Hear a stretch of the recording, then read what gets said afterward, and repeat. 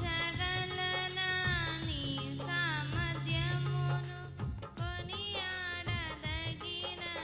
నీ దివ్య తేజం నా ధ్యానం నా ప్రాణం నీవే యేసయ్యా శృతులతో దుర్గమును స్థాపించువాడవు శృంగధ్వనులతో సైన్యమును నడిపించువాడవు నీవే శృతులతో దుర్గమును స్థాపించువాడవు శృంగధ్వనులతో సైన్యమును నడిపించువాడవు నీవే నీ యందు ధైర్యమును నే పొందుకొనేదను మరణము గెలచిన బహుధీరుడా నీ యందు ధైర్యమును నే పొందుకొనేదను మరణము గెలచిన బహుధీరుడా సర్వయుగములలో సజీవుడవు సరిపోల్చగలనా నీ సామర్థ్యమును కొనియాడదగినది నీ దివ్య తేజం నా ధ్యానం నా ప్రాణం నీవే యేసయ్యా కృపలతో రాజ్యమును స్థిరపరచు నీవు బహుతరములకు శోభాతిశయముగా చేసితివి నన్ను కృపలతో రాజ్యమును స్థిరపరచు నీవు బహుతరములకు శోభాతిశయముగా చేసితివి నన్ను నెమ్మది కలిగించే నీ బాహుబలముతో శత్రువు ననచిన బహుశూరుడా నెమ్మది కలిగించే నీ బాహుబలముతో శత్రువు ననచిన బహుశూరుడా సర్వయుగములలో సజీవుడవు సరిపోల్చగలనా నీ సామర్థ్యమును కొనియాడదగినది నీ దివ్య తేజం నా ధ్యానం నా ప్రాణం నీవే యేసయ్యా సరిపోల్చగలనా నీ సామర్థ్యమును కొనియాడదగినది నీ దివ్య తేజం నా ధ్యానం నా ప్రాణం నీవే యేసయ్యా హల్లెలూయా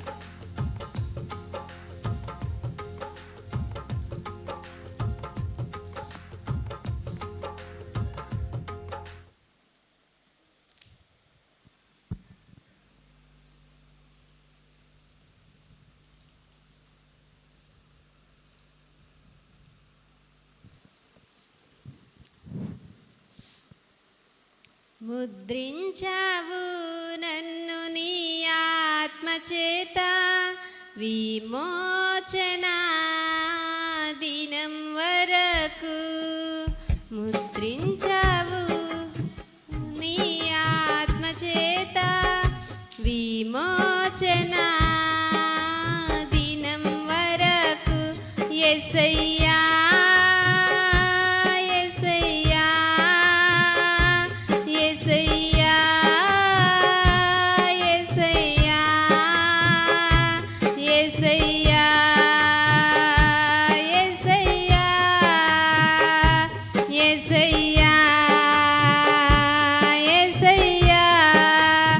ముద్రించావు నన్ను నీ ఆత్మచేత విమోచన దినం వరకు జగత్పునది వేయబడక ముందే నిత్యుడా నీలో నన్ను ముద్రించావు జగత్పునది వేయబడక ముందే నిత్యుడా నీలో నన్ను ముద్రించావు అక్కడ ఉన్నాను కాబట్టి ఇక్కడ ఉన్నాను, అందుకే ఆత్మముద్ర పొందుకున్నాను. అక్కడ ఉన్నాను కాబట్టి ఇక్కడ ఉన్నాను, అందుకే ఆత్మముద్ర పొందుకున్నాను. యేసయ్యా యేసయ్యా యేసయ్యా యేసయ్యా యేసయ్యా యేసయ్యా యేసయ్యా యేసయ్యా ముద్రించావు నన్ను నీ ఆత్మ చేత, విమోచన దినం వరకు. అంత్యకాల వర్తమానమందు అప్పుడే నన్ను నీవు ముద్రించావు. అంత్యకాల వర్తమానమందు అప్పుడే నన్ను నీవు ముద్రించావు. అక్కడ ఉన్నాను కాబట్టి ఇక్కడ ఉన్నాను, అందుకే ఆత్మముద్ర పొందుకున్నాను. అక్కడ ఉన్నాను కాబట్టి ఇక్కడ ఉన్నాను, అందుకే ఆత్మముద్ర పొందుకున్నాను. యేసయ్యా యేసయ్యా యేసయ్యా యేసయ్యా యేసయ్యా యేసయ్యా యేసయ్యా యేసయ్యా ముద్రించావు నన్ను నీ ఆత్మ చేత, విమోచన దినం వరకు. అపోస్తుల ప్రవక్తల పునాదిపై కట్టబడుటకు నన్ను ముద్రించావు. అపోస్తుల ప్రవక్తల పునాదిపై కట్టబడుటకు నన్ను ముద్రించావు. అక్కడ ఉన్నాను కాబట్టి ఇక్కడ ఉన్నాను, అందుకే ఆత్మముద్ర పొందుకున్నాను. అక్కడ ఉన్నాను కాబట్టి ఇక్కడ ఉన్నాను, అందుకే ఆత్మముద్ర పొందుకున్నాను. యేసయ్యా యేసయ్యా యేసయ్యా యేసయ్యా యేసయ్యా యేసయ్యా యేసయ్యా యేసయ్యా ముద్రించావు నన్ను నీ ఆత్మ చేత, విమోచన దినం వరకు. మధ్యాకాశంలో నిన్ను కలుసుకొనుటకు వరుడా నీలో భాగముగా ముద్రించావు. మధ్యాకాశంలో నిన్ను కలుసుకొనుటకు వరుడా నీలో భాగముగా ముద్రించావు. అక్కడ ఉన్నాను కాబట్టి ఇక్కడ ఉన్నాను, అందుకే ఆత్మముద్ర పొందుకున్నాను. అక్కడ ఉన్నాను కాబట్టి ఇక్కడ ఉన్నాను, అందుకే ఆత్మముద్ర పొందుకున్నాను. యేసయ్యా యేసయ్యా యేసయ్యా యేసయ్యా యేసయ్యా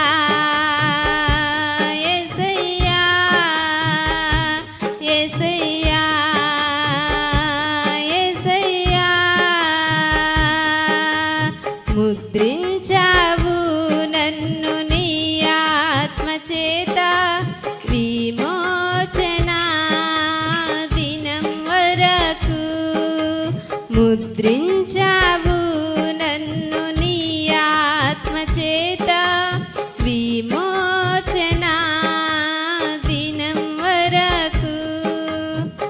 హల్లెలూయా.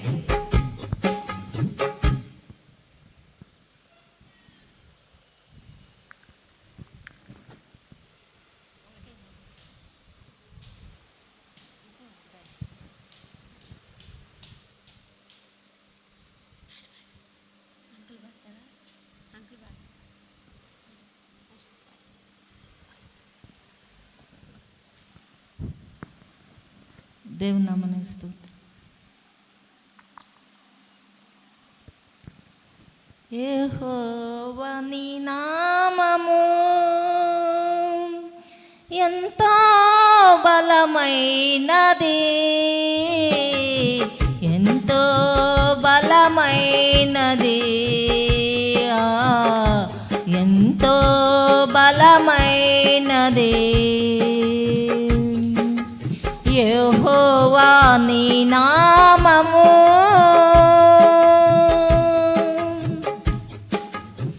మోషే ప్రార్థించగా మన్నాను కురిపించితివి.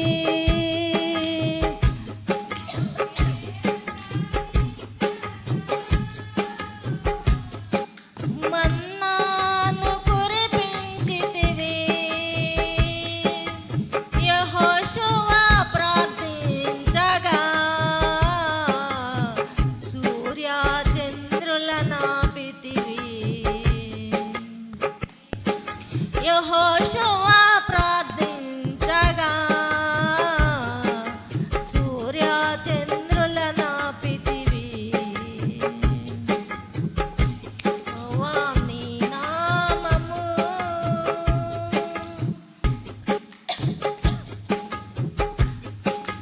నీ ప్రజల పక్షముగా యుద్ధములు చేసిన దేవా.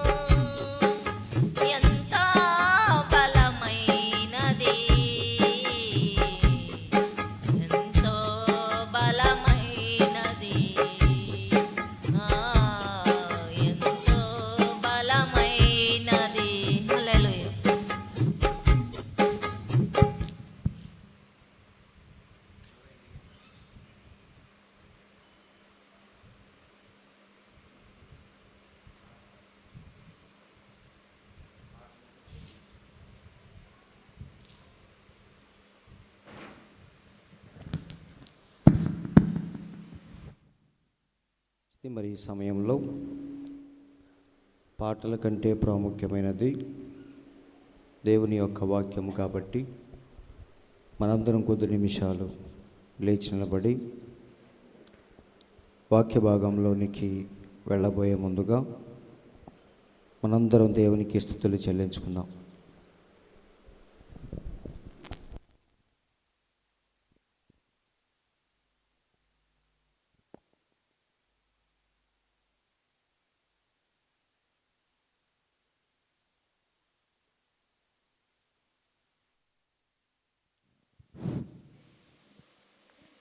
మనందరం లేచి నిలబడి కొద్ది నిమిషాలు పరిశుద్ధురా పరిశుద్ధురా పరిశుద్ధురా జీవము కలిగిన దేవ మీకు స్తోత్రములు తండ్రి.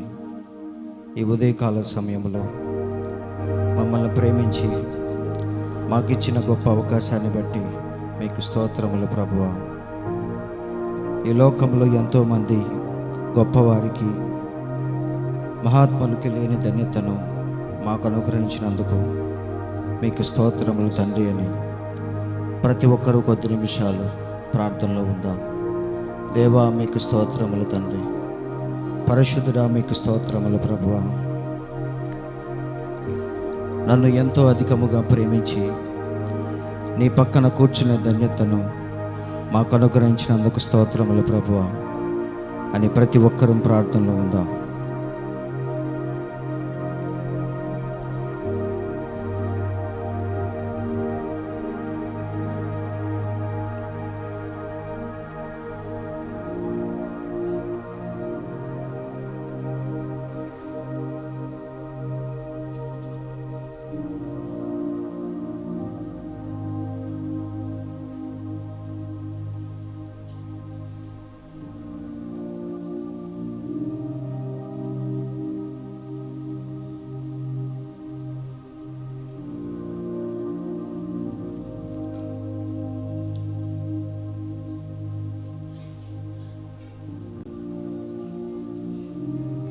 వేలాది నదులన్నీ నీ మహిమను, తరంగపు పొంగులు నీ బలమును, పర్వత శ్రేణులు నీ కీర్తినే ప్రకటించుచున్నవేగా.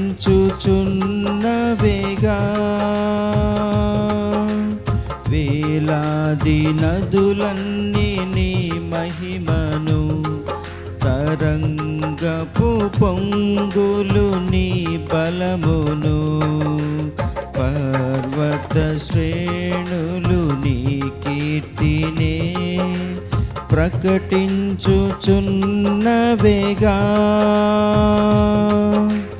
నీవే నీవే నా అతిశయము, నీకే నీకే నా ఆరాధన. నీవే నీవే నా అతిశయము, నీకే నా ఆరాధన. సుమధుర స్వరముల గానాలతో, వేలాది దూతల గళములతో కొనియాడబడుచున్న నా యేసయ్యా, నీకే నా ఆరాధన. మహదానందమే నాలో పరవశమే, నిన్ను స్తుతించిన ప్రతి క్షణం. మహదానందమే నాలో పరవశమే, నిన్ను స్తుతించిన ప్రతి క్షణం. సుమధుర స్వరముల గానాలతో, వేలాది దూతల గళములతో కొనియాడబడుచున్న నా యేసయ్యా, నీకే నా ఆరాధన.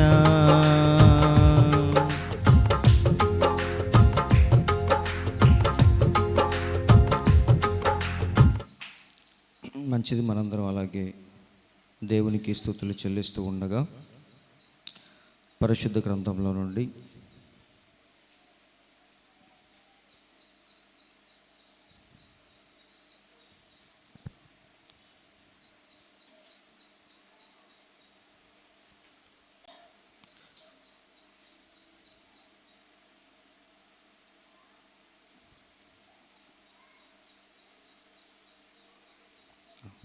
యెషయా గ్రంథము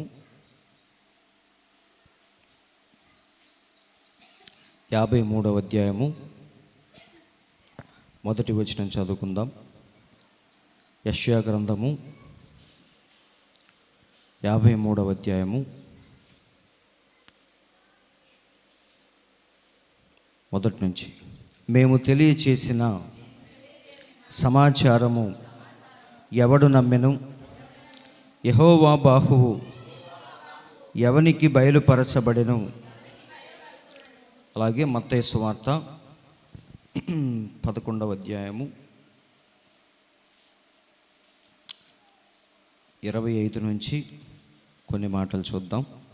మత్తయి సువార్త 11వ అధ్యాయము 25 నుంచి.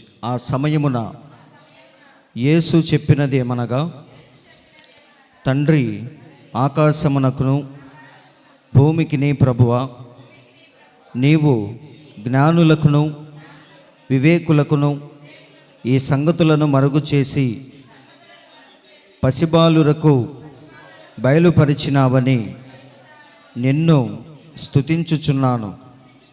అవును తండ్రి, ఈలాగు చేయుట నీ దృష్టికి అనుకూలమాయను. చాలండి, చిన్న ప్రార్థన. పరిశుద్ధుడా, ప్రేమ కలిగిన తండ్రి, జీవము కలిగిన యేసయ్య, మీకు స్తోత్రములు ప్రభువా. ఈ ఉదయకాల సమయంలో మమ్మల్ని ప్రేమించి మీ పాద సన్నిధికి మమ్మల్ని సమకూర్చి మేము పాడిన పాటల ద్వారా మహిమ పొందినందుకు స్తోత్రములు.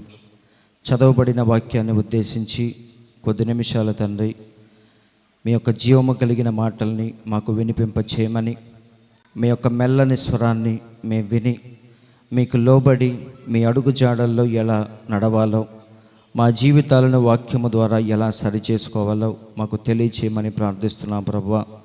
వచ్చిన ప్రతి ఒక్కరిని మీ యొక్క ఆత్మ స్వాధీనంలోకి తీసుకోండి.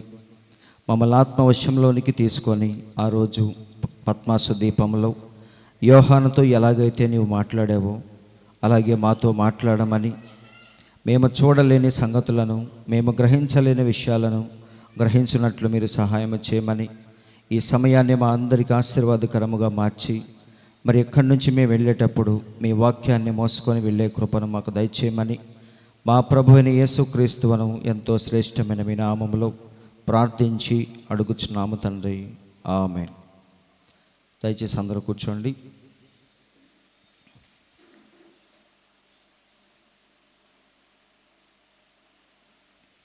మంచిది. దేవుని పరిశుద్ధ నామానికి స్తోత్రములు. వచ్చిన మీ అందరికీ నా వందనాలు. మరి ఈ సమయంలో సమయాన్ని వృధా చేయకుండా చదవబడిన వాక్యాన్ని ఉద్దేశించి మన కాలపు ప్రవక్త బోధించిన ఆల్రెడీ ప్రకటన గ్రంథము గురించి మనం ధ్యానిస్తూ ఉన్నాం. ప్రకటన గ్రంథంలోని మరొక భాగం 45వ భాగంలోనికి మనం వచ్చి ఉన్నాం. మరి ఆల్రెడీ 5వ అధ్యాయంలో, ప్రకటన గ్రంథం 5వ అధ్యాయంలో 7 ముద్రలను గూర్చి ఆ చిన్న పుస్తకం గురించి ఆల్రెడీ మనం ధ్యానిస్తూ ఉన్నాం. ఆ చిన్న పుస్తకాన్ని తీసుకోవటానికి ఎవరు జయం పొందారు? యూదా గోత్రపు సింహం జయం పొందిందని పెద్దలలో ఒక పెద్ద యోహానుతో చెప్పాడు. అప్పుడు యోహాను అక్కడ ఏం జరిగిద్దా అని చూస్తూ ఉన్నప్పుడు సింహాసనము దగ్గర ఎవరిని చూశాడు? వధించబడినట్లుండిన ఒక గొర్రె పిల్లను చూశాడు. అవునా? కాబట్టి ఆ గొర్రె పిల్ల ఆ పుస్తకము తీసుకోవటానికి, దాన్ని విప్పటానికి, అందులో ఉన్న విషయాలను బయలుపరచడానికి జయం పొందిందని మనం ఆల్రెడీ 5వ అధ్యాయంలో చూసాం. అవునా? అయితే మరి 6వ అధ్యాయంలోనికి రాగానే ముద్రలు తెరవబట్టం మనం చూస్తాం. అయితే ఆ ముద్రల గురించి మరి ప్రవక్త ప్రారంభించే ముందు ఈ 7 ముద్రల ప్రత్యక్షత అనే పుస్తకంలో నుంచే మనం వాటిని ధ్యానించబోతున్నాం. అయితే ఈ పుస్తకంలో విషయ సూచికలో అంటే పట్టీలో ఫస్ట్ మనం ఏం చూస్తామంటే డైరెక్ట్గా ప్రవక్త ముద్రల్లోకి వెళ్ళిపోలేదు.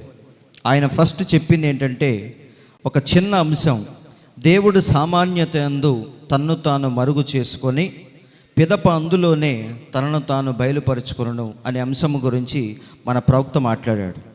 God hiding himself in simplicity then revealing himself in the same. అంటే అదే సామాన్యతలో దేవుడు మళ్ళీ ఎలా తన్ను తాను బయలుపరుచుకుంటాడో ప్రవక్త మొదటి అంశముగా మాట్లాడాడు. దాని తర్వాత రెండవది 7 సంఘకాలాలకి అలాగే 7 ముద్రలకి మధ్యలో ఉన్న ఆ ఎడమ గ్యాప్ గురించి మాట్లాడాడు. దాని తర్వాత 3వ అంశము నుంచి మొదటి ముద్ర, 2వ ముద్ర, 3వ ముద్ర అలా మన ప్రవక్త ముద్రల గురించి చెప్పుకుంటూ వెళ్ళాడు. సో వీటిల్లో ఫస్ట్ది ఏంటంటే దేవుడు సామాన్యత యందు తన్ను తాను మరుగు చేసుకొని పిదప అందులోనే అంటే అదే సామాన్యతలో మళ్ళీ తన్ను తాను ఎలా బయలుపరుచుకుంటాడు అనే అంశాన్ని ఫస్ట్ మన ప్రవక్త బోధించాడు 63లో.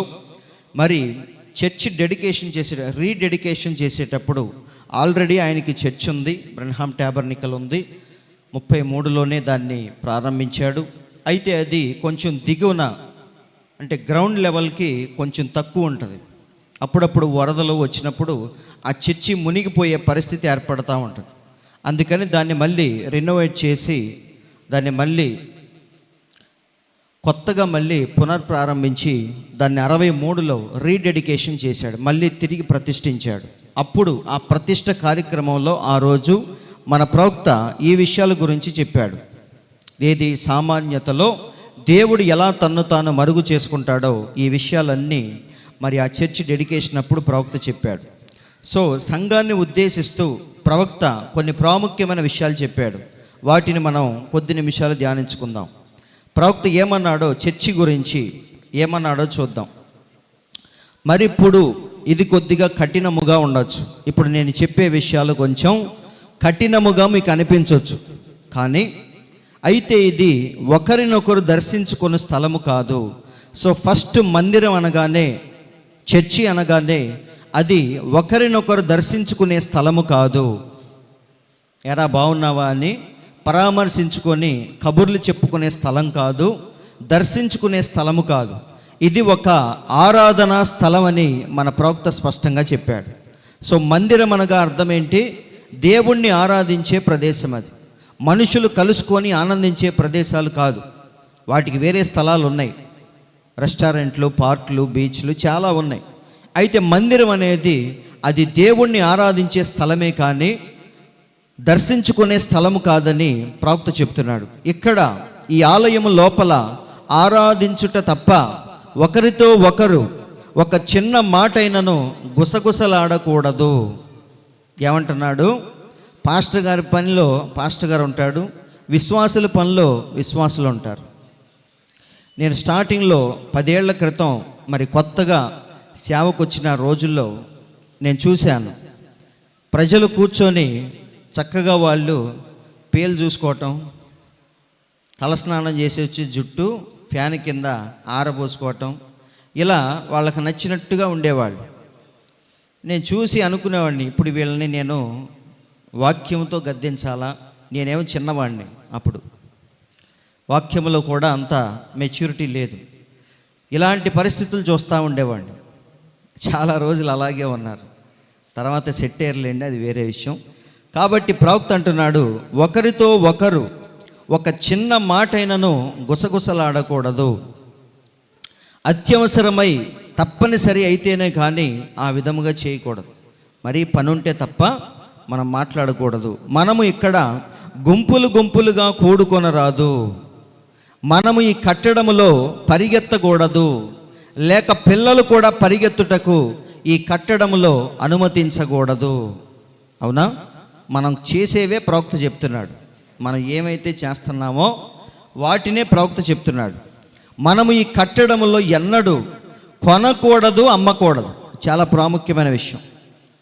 చర్చిలో మనం క్యాలెండర్లు, అప్పుడప్పుడు డైరీస్, బుక్స్ ఏం చేస్తూ ఉంటాం? కొనటం, అమ్మటం చేస్తూ ఉంటాం. అలాంటి కార్యక్రమాలు చర్చిలో అసలు చేయకూడదు అంటున్నాడు. ఇక్కడ ఈ ఆడిటోరియంలో మనం ఎన్నడూ ఆ విధమైన వ్యాపారము చేయకూడదు. అది ఎన్నటికీ ఇక్కడ జరగరాదు. వింటున్నారండి? అదేమనగా సేవకులు పుస్తకములు కానీ మరేది కానీ ఇక్కడికి వచ్చి అమ్మునటువంటి కార్యములు అనుమతించుట జరగరాదు. కాబట్టి మనం మామూలుగా చర్చి క్యాలెండర్సే కదా, బుక్సే కదా, బైబిల్సే కదా అని మనం అమ్ముతూ పుస్తకాల్లో రాసుకుంటూ అమ్మటం కొనటం చేస్తూ ఉంటాం. కానీ ప్రవక్త అంటున్నాడు అవి కూడా చర్చిలో జరగకూడదు అంటున్నాడు. అది ఏమైనను సదా అటువంటి కార్యములు చేయుటకు వేరే స్థలములు కలవు. కాబట్టి నేను ఎందుకు ఈ విషయాలు చెప్తున్నానంటే, మరి చర్చితో పాటు ఒక ఆఫీస్ లాంటిది కూడా ఉండాలి అని ప్రవక్త చెప్తున్నాడు.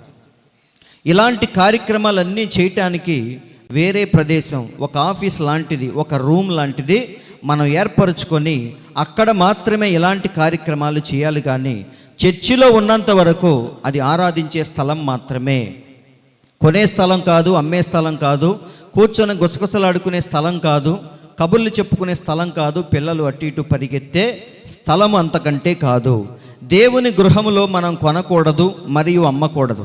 అది ఒక ఆరాధనా స్థలముగా ఉండవలయును. చాలా క్లియర్గా చెప్పాడు. ఇప్పుడు ద్వారపాలకుల గురించి మాట్లాడుతున్నాడు ప్రవక్త. ద్వారపాలకులు భవనము యొక్క మూలలో నిలబడి ఉన్నారు. అటువంటి కార్యములు సంభవించినప్పుడు, ఎటువంటి కార్యములు? ఈ పరిగెత్తడం, దూకటం, కొనటం, అమ్మటం, కబుర్లు చెప్పుకోవటం, ఇలాంటివి సంభవించినప్పుడు వాటిని నివారించుట కొరకై వారు నిర్ణయించబడిరి. వారు దేనికోసం? ఇలాంటి కార్యక్రమాలు జరుగుతూ ఉన్నప్పుడు వాటిని వెంటనే వారు ఖండించాలి, వాటిని ఆపాలి, వాటిని సరిచేయాలి. ఇలాంటివి ఎక్కడ కాదు, బయట అని చెప్పేసి వారిని బయటికి తీసుకెళ్ళాలి. ఏది ఏమైనా సరే ఆరాధనా స్థలాన్ని డిస్టర్బ్ చేయకుండా చూసుకోవాలి వాళ్ళు. మరియు ధర్మకర్తలు ముందు వరుసలో కూర్చున్నారు. ఎవరైనాను అసభ్యముగా ప్రవర్తించిన ఎడల, అసభ్యముగా అంటే చర్చిలో ఉన్నట్టుండి కొంతమంది ఏం చేస్తారు? అరవటం, కేకలేయటం, పోట్లాడుకోవటం, ఇలాంటివన్నీ చేస్తూ ఉంటారు.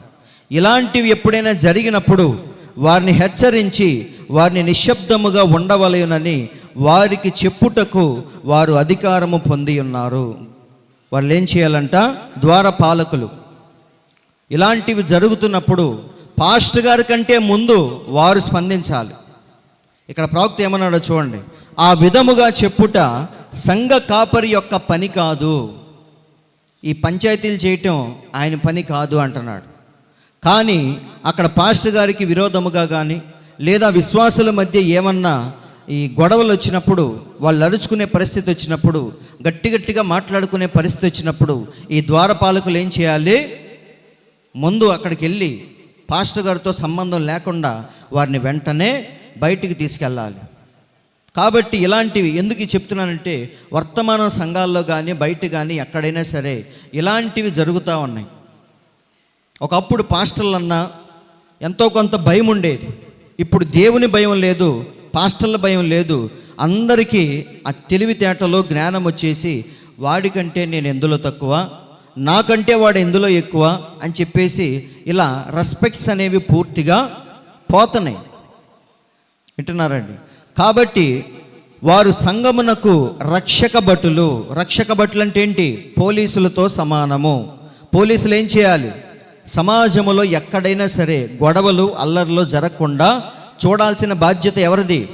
పోలీసులది. లా అండ్ ఆర్డర్ అంటే అదే, అవునా? ఎక్కడ ఎలాంటి డిస్టర్బెన్స్ లేకుండా చూడాల్సిన బాధ్యత పోలీసులది. అలాగే సంఘములో కూడా ద్వారపాలకులు, పెద్దలు, ట్రస్టీలు వీళ్ళందరూ ఏం చేయాలంటే సేవకుడితో సంబంధం లేకుండా, మరి అది ఎలాంటి అల్లరి లేకుండా స్మూత్గా జరగటానికి వాళ్ళందరూ ప్రయత్నించాలి. ఏమైనా జరిగినప్పుడు వెంటనే వాళ్ళే స్పందించాలి.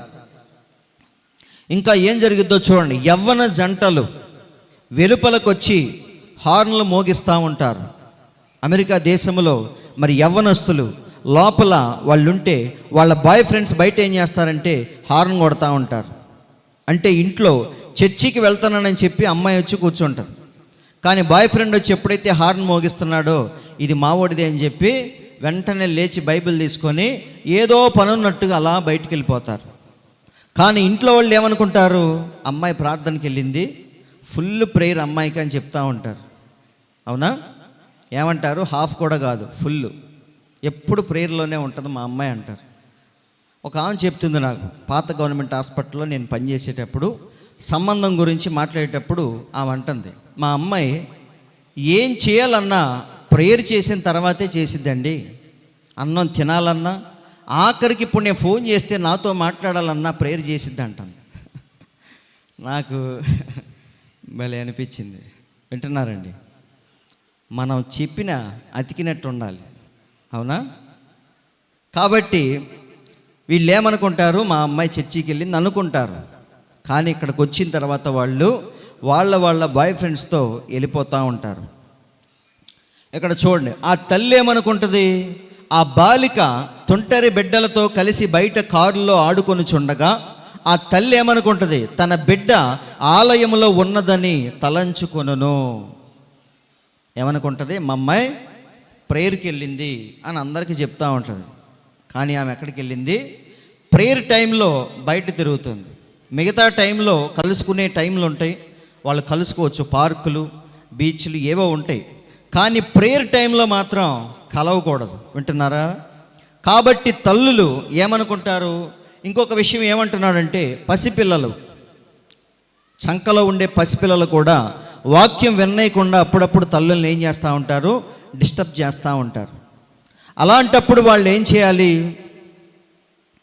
వేరే రూమ్లోకి తీసుకెళ్ళి అక్కడ వారికి పాలివ్వటానికి, పిల్లలు ఆడుకోవటానికి ఒక గదిని ప్రత్యేకముగా ఏర్పరచాలి అంటున్నాడు ప్రవక్త. కేవలం చర్చి మాత్రమే కాదండి, ఒక ఆఫీస్ లాంటిది ఉండాలి, అఫీషియల్ వర్క్స్ అన్నీ అందులో జరగాలి. అలాగే ఇంకొక హాల్ లాంటిది ఉండాలి, అందులో ఒక టీవీ లాంటిది పెట్టి వాళ్ళు మెసేజ్ వినేటట్టుగా ఒక స్పీకర్ కూడా ఏర్పరచాలి. పాలివ్వటానికి సదుపాయాలు ఏర్పరచాలి. వారు అక్కడ కూర్చోటానికి కుర్చీలు, విశ్రాంతి తీసుకోవటానికి అన్నీ ఏర్పరచాలి అని ప్రవక్త అంటున్నాడు. ఎందుకంటే ఇవన్నీ చర్చిలో వాక్యము జరుగుతుండగా వాటిని అనుమతించకూడదు. ఏవి? పిల్లలు గోల చేయటం, వారికి పాలివ్వటం, అటు ఇటు గంతులేయటం. కాబట్టి వీటన్నిటికీ వేరొక రూమ్ని ఏర్పరచాలి అని ప్రవక్త అంటున్నాడు. ఇంకా ఏమన్నాడో చూడండి, మరియు పరిశుద్ధాలయంలో పిల్లలు ఎగురుచు పరిగెత్తుటకు అనుమతించబడుటను అనేక ఆలయములలో చూశాను. పెద్దవారు కూడా అక్కడ నిలుచొని ఇటు అటు తిరుగుచు ఒకరితో ఒకరు మాట్లాడుకొనుచూ ఉండెదరు. పెద్దవాళ్ళు, పిల్లలంటే వారికి జ్ఞానం ఉండదు, మరి పెద్దోళ్ళు ఏం చేయాలి, వాళ్ళు కూడా అక్కడ జరుగుతుంది వాక్యం, చెప్పేది వాక్యం అనే విషయాలు మర్చిపోయి అదేదో ఫంక్షన్లో తిరుగుతూ ఉంటారు కదా, అటు ఇటు అడావుడిగా అట్లా తిరుగుతూ ఉంటారు. ప్రవక్త చూశాడంట.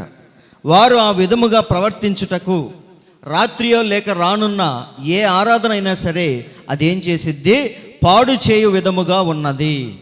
కాబట్టి అలాంటివి ఎప్పుడు చర్చిలో జరగకూడదని మన ప్రవక్త రీడెడికేషన్ చేసేటప్పుడు సంఘమును గురించి మాట్లాడుతున్నాడు. ఇంకా చూడండి, ఆరాధన ముగించిన వెంటనే ఆ ఆరాధన స్థలమును విడిచి వెళ్ళండి. ప్రార్థన అయిపోగానే మనం ఏం చేయాలంట, ఆ స్థలాన్ని విడిచి బయటికి వెళ్ళండి. అంతటా మీరేమి చేయదలిచినను బయటకు వెళ్ళి ఒకరితో ఒకరు మాట్లాడుకోండి. ఇక మీరు బయటికి వెళ్ళిన తర్వాత రిలాక్స్ అవ్వండి, మాట్లాడుకోండి, తినండి, తాగండి, ఏమన్నా చేయండి. కానీ చర్చి అయిపోగానే మీరు బయటికి వెళ్ళి అక్కడ మీరు మాట్లాడుకోండి. మీరు ఎవరితోనైనా మాట్లాడదలచినా వారిని చూడవలయనని ఉన్నా మంచిది, వారితో కూడా వారి గృహాలకు వెళ్ళండి, వారిని కలుసుకోండి, మాట్లాడండి. అయితే ఆలయములో వాటిని చెయ్యవద్దు. చాలా క్లియర్గా చెప్పాడు. ఇంకా చూడండి, మరి ఆ విధముగా పెద్దలు దానినంతయు గమనించుచుండవలయును. పెద్దలు ఏం చేయాలి, అక్కడ మూలన కూర్చొని తలుపు చాటున కుర్చీ వేసుకొని కూర్చొని హాయిగా నిద్రపోవటం కాదు. కొంతమంది కావాలని ఏం చేస్తారు, ఆ తలుపు పక్కనే కుర్చీ వేసుకొని కూర్చుంటారు. ఎందుకని? చాటుగా ఉంటుంది, వెనక్కి తిరిగి ఎవరు చూడరు కదా, చూస్తే పాస్టరే చూడాలి. అందుకని నీట్గా వెనక్కి కూర్చొని నిద్రపోతూ ఉంటారు. అది ఎంత నిద్ర వచ్చి నిద్రపోతే అది వేరు, కానీ ముందే ప్లాన్ వేసుకొని కుర్చీ అక్కడ వేసుకుంటారు. అంటే దాని అర్థం ఏంటి, నువ్వు నిద్రపోదామని ప్లాన్ వేసుకొని వచ్చావు చర్చికి. వాక్యము వింటూ వింటూ అలసట వచ్చి బడలికగా ఉండి నిద్రపోవటం అది వేరు. పౌలు వాక్యం చెప్పేటప్పుడు ఒక పిల్లాడు ఏమయ్యాడు, 3వ అంతస్తు నుంచి కింద పడ్డాడు. వాడికి నిద్ర వచ్చింది, వాక్యం వినలేక అటు ఇటు తూలి కింద పడ్డాడు. కానీ కొంతమంది ఏం చేస్తారు, రాగానే ఫ్యాన్ ఎక్కడుంది, చాటుగా ఎక్కడుంది, ఎవ్వరు చూడని ప్రదేశం ఎక్కడుందని ఎత్తుక్కొని మరీ అక్కడ కూర్చుంటారు. అంటే దాని అర్థం ఏంటి, ఉద్దేశపూర్వకంగా నిద్రపోదామని వస్తున్నారు వాళ్ళు. అలాంటివి దేవుడు చూస్తాడు ఖచ్చితంగా. ఇది పరిశుద్ధ స్థలం అని మనం చెప్పుకోవటం కాదు, అక్కడ ఎలా వ్యవహరించాలో కూడా మనకు తెలిసి ఉండాలి. ఈ పెద్దలు ఏం చేయాలి, దాని అంతటిని వాళ్ళు గమనిస్తూ ఉండాలి. మీరు లోనికి వచ్చి ఏమనాలి, వాళ్ళు కూర్చొని లేని ఎడల నిన్ను నా కారులో ఇంటికి తీసుకొని పోయి మీ అమ్మకు అప్పచెబుతాను అని పెద్దలు ఏం చేయాలి, ఈ పిల్లలు కుర్రవాళ్ళు చేసే చేష్టలు వీటన్నిటిని గమనించి వాళ్ళు వెంటనే సరిచేయాలి, పాస్టర్ గారితో సంబంధం లేకుండానే. కాబట్టి ప్రేమ ఎల్లప్పుడూ ఏం చేసిద్ది, సరిదిద్దును. అది చూడటానికి ఎలా ఉంటుందంటే, పాస్టర్ గారు స్ట్రిక్ట్గా ఉన్నాడు, సంఘ పెద్దలు స్ట్రిక్ట్గా ఉన్నారు, కనీసం కదలనివ్వరు, వీళ్ళు నీళ్లు తాగనివ్వరు అని చెప్తారు.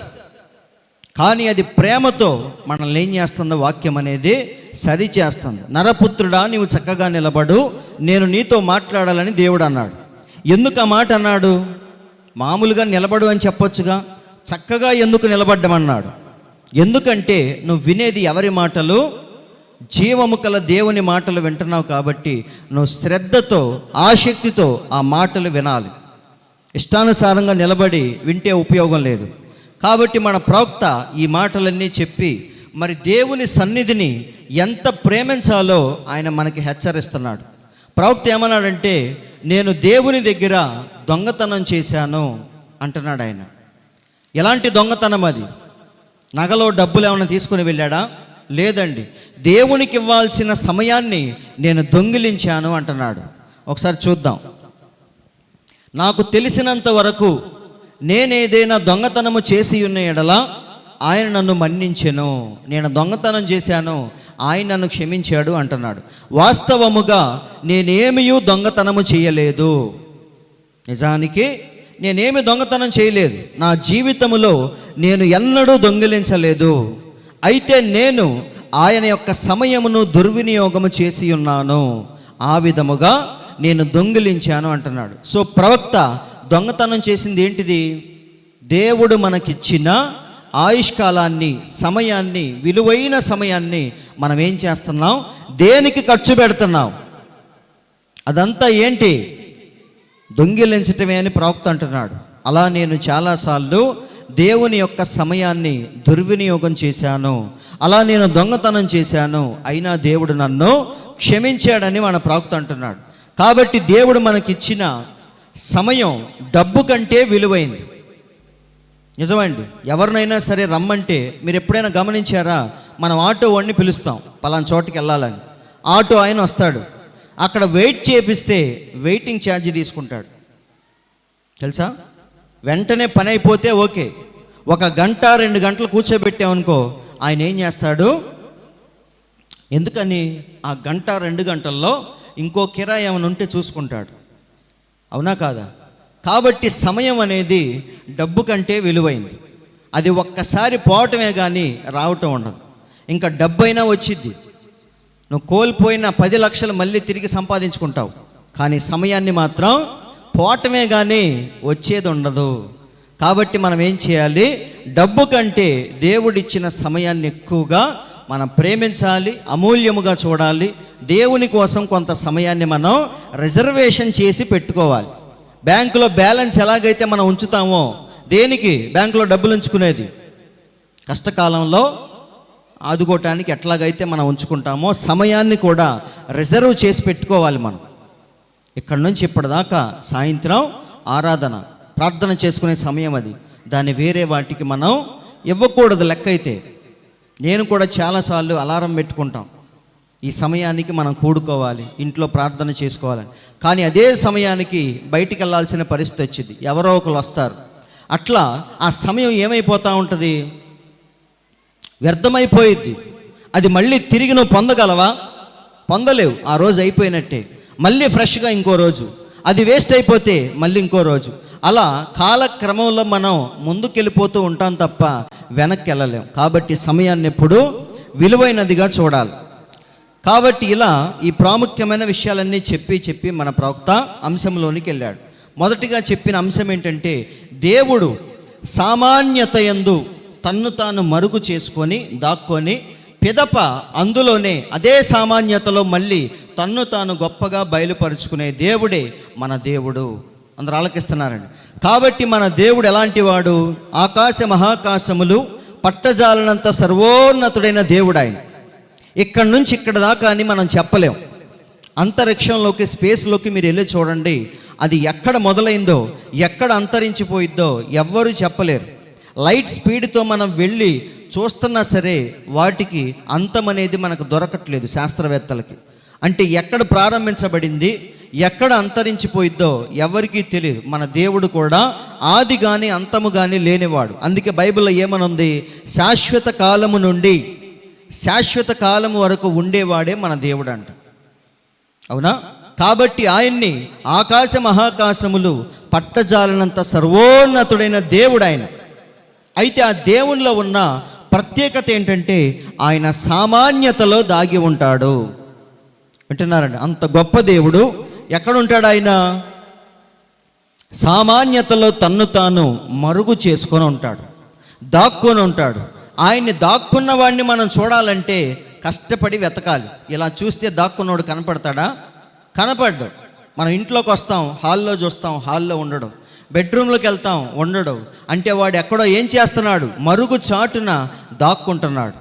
వాడిని వెతికి పట్టుకోవాలంటే మనం కొంచెం కష్టపడాలి, శ్రద్ధగా వెతకాలి. అలాగే దేవుణ్ణి, దేవుని కార్యాలను మనం చూడాలంటే మనం ఏం చేయాలి?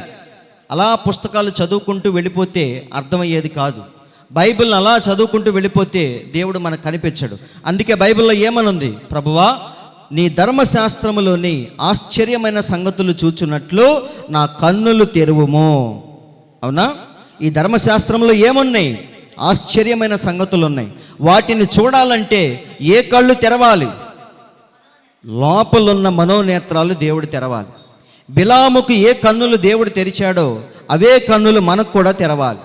బిలాముకి ఎప్పుడైతే దేవుడు కన్నులు తెరిచాడో ఏం చూశాడు? ఆయన దూసిన ఖడ్గము చేతబట్టుకొని ఉన్న యెహోవా దూతను చూశాడు.